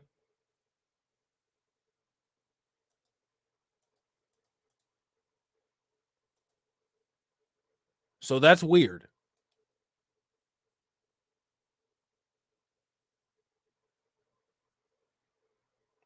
So this is him throwing up all this brown stuff right here. Ugh. I don't know who this ape is with this machine gun, but so now here it says the mud-like substance forms into a clay face-like being before morphing into a child whom Joker claims as his son. Said offspring develops an appearance almost identical to the Joker's own, prompting them both to look at each other and think he's so handsome.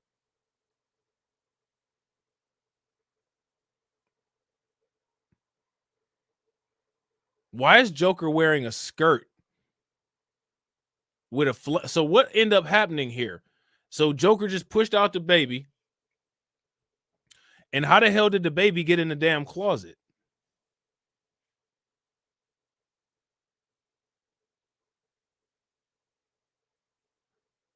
So now, as you would expect, the fans' general reaction to Joker's pregnancy is pure confusion. I don't think anybody's confused.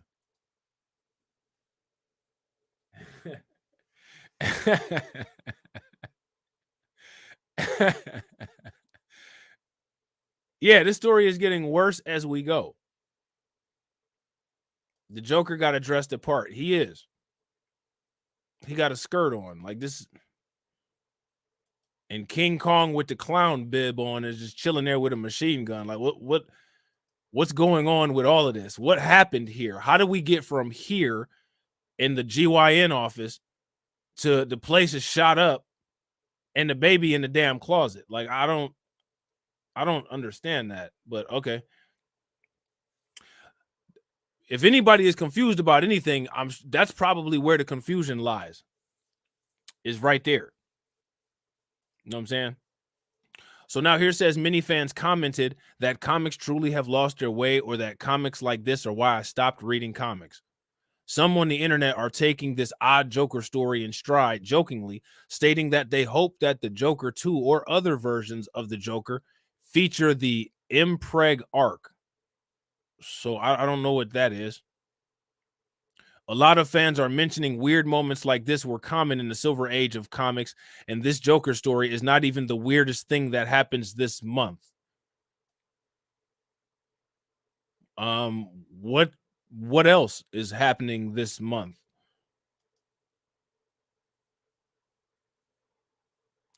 Man, Joker popping that bussy all up and through Arkham, bro. All up and through Arkham. He let Harley Quinn peg him with that damn baseball bat one too many times. Spread him, Mr. J. Not this time, Harley. You might injure the baby.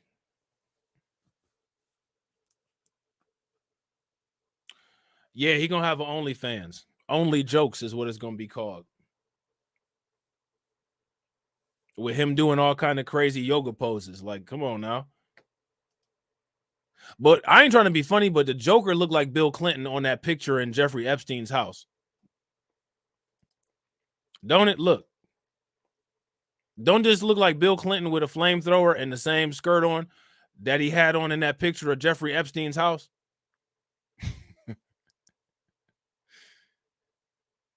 That's what we should that's what we should start calling the Joker, Shill Clinton.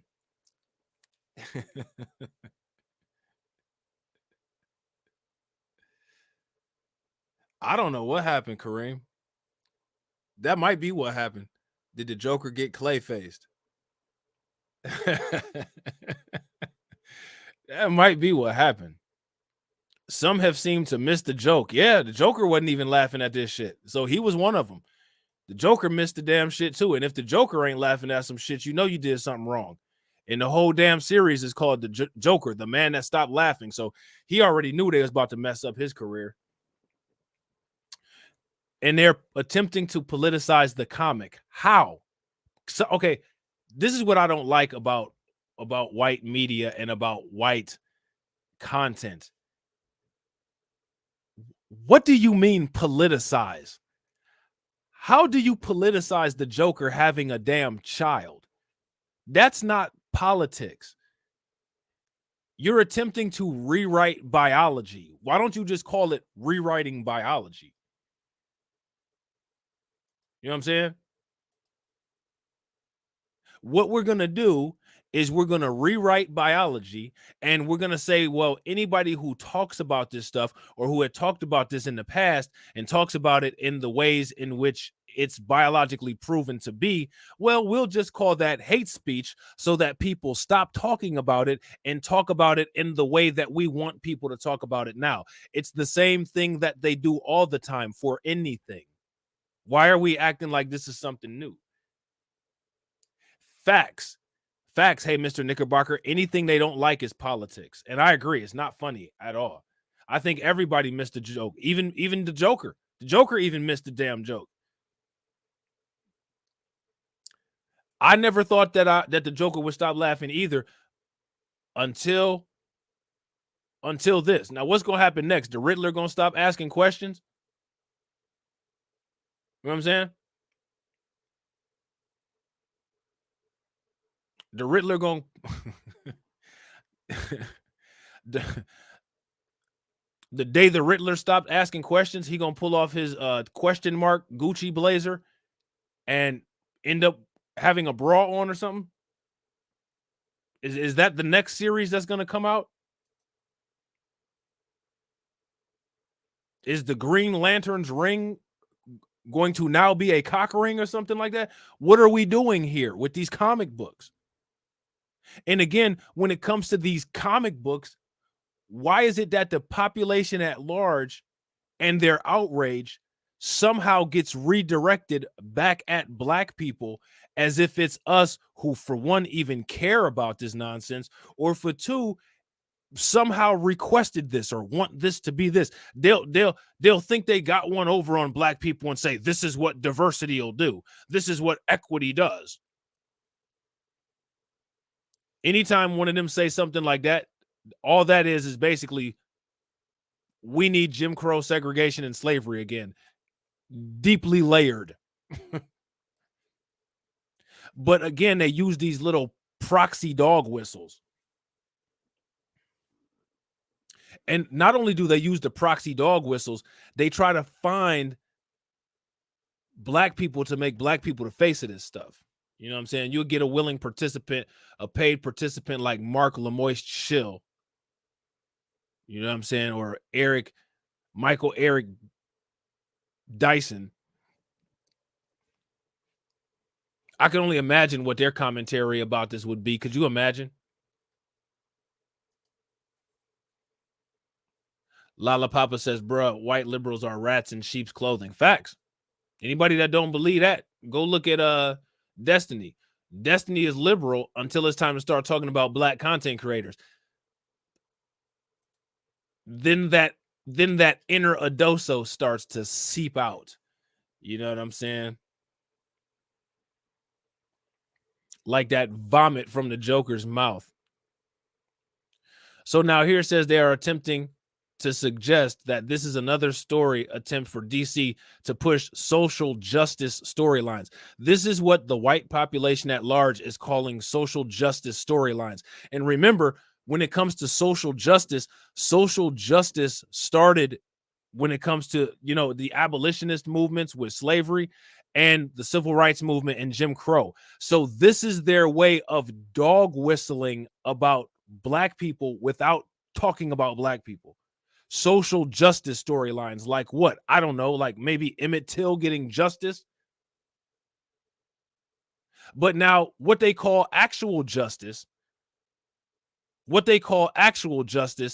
is media silence on the Dana White story. That's what an actual justice warrior does. That's what they call actual justice. Actual justice is white men having their ability to be able to call somebody the N-word and go unchecked for it.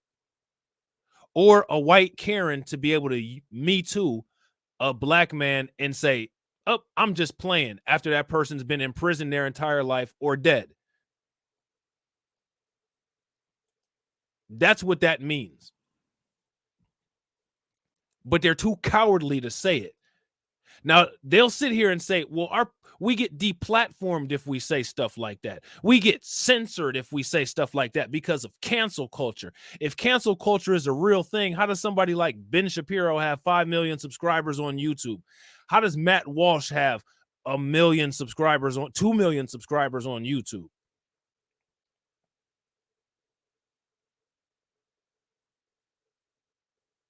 Maybe it's because everything that they do is just better. It's just that much better. The jokes are that much better. The content is that much better. It's that much more technically sound. The thumbnails are that much more brilliant and eye-popping. Maybe that's what it is.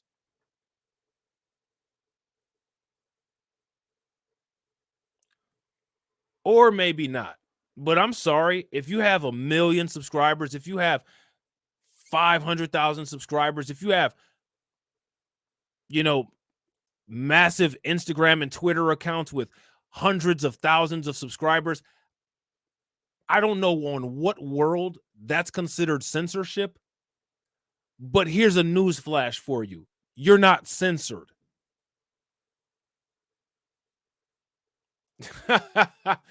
Right, like we talking about making the Joker pregnant at barbershops. Yeah, that might be the conversation that goes on at Best Clips, you know what I'm saying? But it's not the conversation that goes on at our barbershops.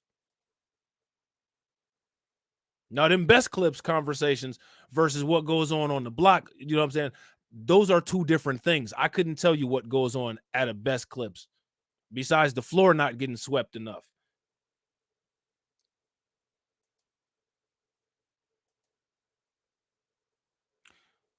But I've had braids for a very long time, but I used to get my hair braided at a barbershop, and I didn't hear nobody.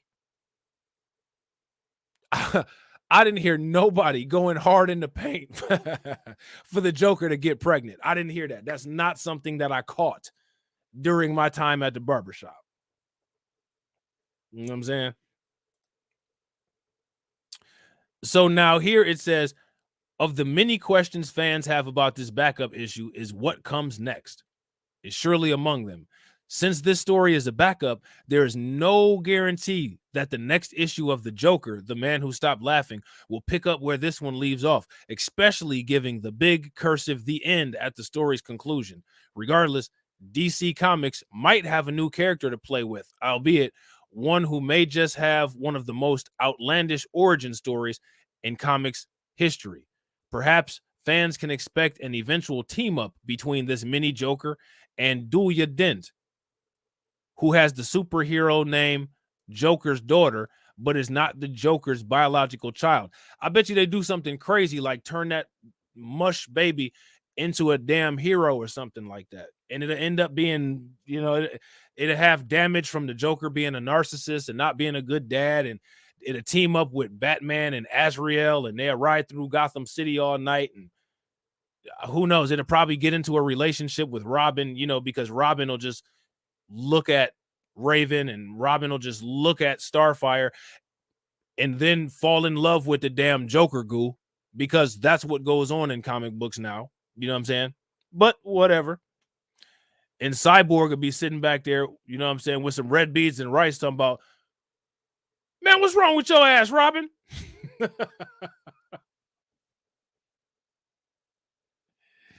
And Beast Boy would be like, yeah, Robin, I don't really think that this is a good idea. And Slade would be sitting back there talking about, I always knew something was wrong with that boy. If only I could exploit this opportunity somehow.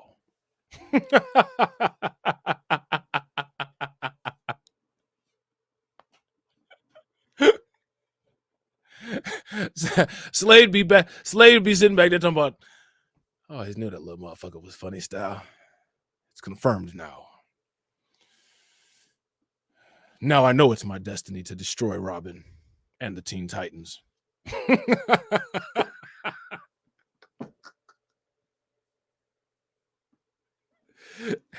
Cyborg will have all kind of steam and screws popping out of his head. Ah, damn, Robin.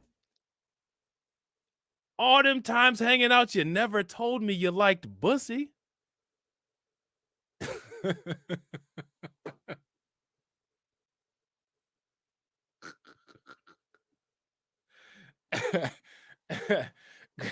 Because you know with Cyborg is got to be extra black with Cyborg. You know what I'm saying?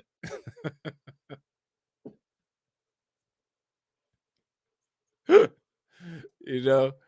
So now here it says further, Zatanna was only given one panel to react to these events. Though the heroine has seen some unbelievable things throughout the years, her reaction is likely not limited to the look of surprise shown in the issue's final panel. And why is she surprised when she the one put the spell on him? What does she expect to happen? The real question is, will such a story ever make way to the big screen? Please, no. And they already had a story on the damn big screen where it was a man pregnant. What was that movie called when Arnold Schwarzenegger was pregnant? They said that Alonzo said that he just seen that Velma trailer. I heard that Velma trailer is like X-rated. I heard like it's like you can't be under 18 or under 16 and watch it.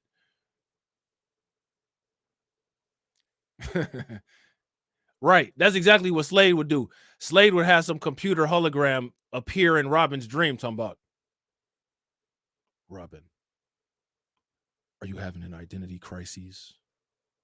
Don't tell me that you're scared to take this relationship as far as it can go. Are you a coward? Are you?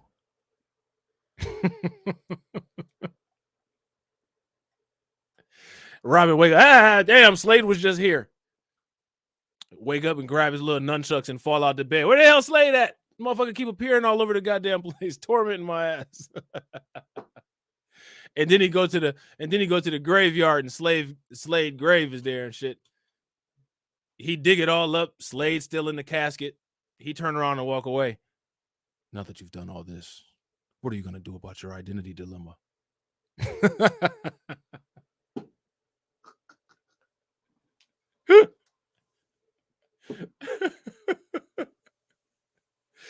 What are you gonna do about your identity dilemma, huh? You know, Slade just be trolling Robin. He could just gonna ask Robin a million times, I don't put you in this situation. What you gonna do about it? What you gonna do?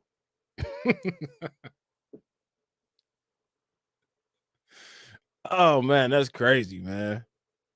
Newly appointed co-head of DC Studios, James Gunn, is known. Look at this. They call it his zany takes, more like zesty takes on comic book characters. But even this may be too far for his upcoming slate of movies. Man, I don't even want to know what's on the slate of movies. Probably a damn veiny sausage. Oh, and that's probably, oh God. Speaking of the slate, that's probably the first thing on the chopping block. Whoa. I was Junior. Good look. Good looking out. Hey, Mr. Knickerbocker. He probably do that while Robin take. I'm telling you, I know y'all heard that Batman song where they talking about Robin laying an egg. So Robin been suspect. Slade probably be Slade probably be tormenting Robin about that shit. You remember that song, Robin, that everybody sings during Christmas time about you and Batman? Who put that egg inside you, Robin? Have you ever come to grips with that? Have you ever told the truth about that, Robin? The truth about what you actually are?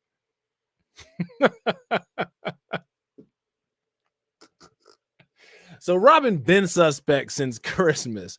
You know what I'm saying? And you always got Slade popping up at the most inopportune time to remind you of some dark shit in your history to make you question yourself when you only have time to think about a split-second decision. You know what I'm saying? Because Slade is the worst person ever. You be in the middle of saving the world and you got a ton of weight that's just beyond what you can hold up, and you're holding that shit up, and here comes Slade calling on the cell phone. You look down, your phone ring, and that shit say Slade. You know what I'm saying? It goes to voicemail. It's never an inconvenient time to realize what you are, Robin. And speaking of realizing what we are done with this stream. So I hope you guys enjoyed it. All right. If you're not subscribed to the channel, make sure you hit the bell icon twice, smash the like button, share this video out to all of your followers. Make sure you guys leave lots of comments after the stream, because as you guys can see, that definitely helps with the channel growth and the amount of views that get pulled in by the YouTube algorithm. And I will catch you all at 12:55 a.m. with the next stream. All right. Peace.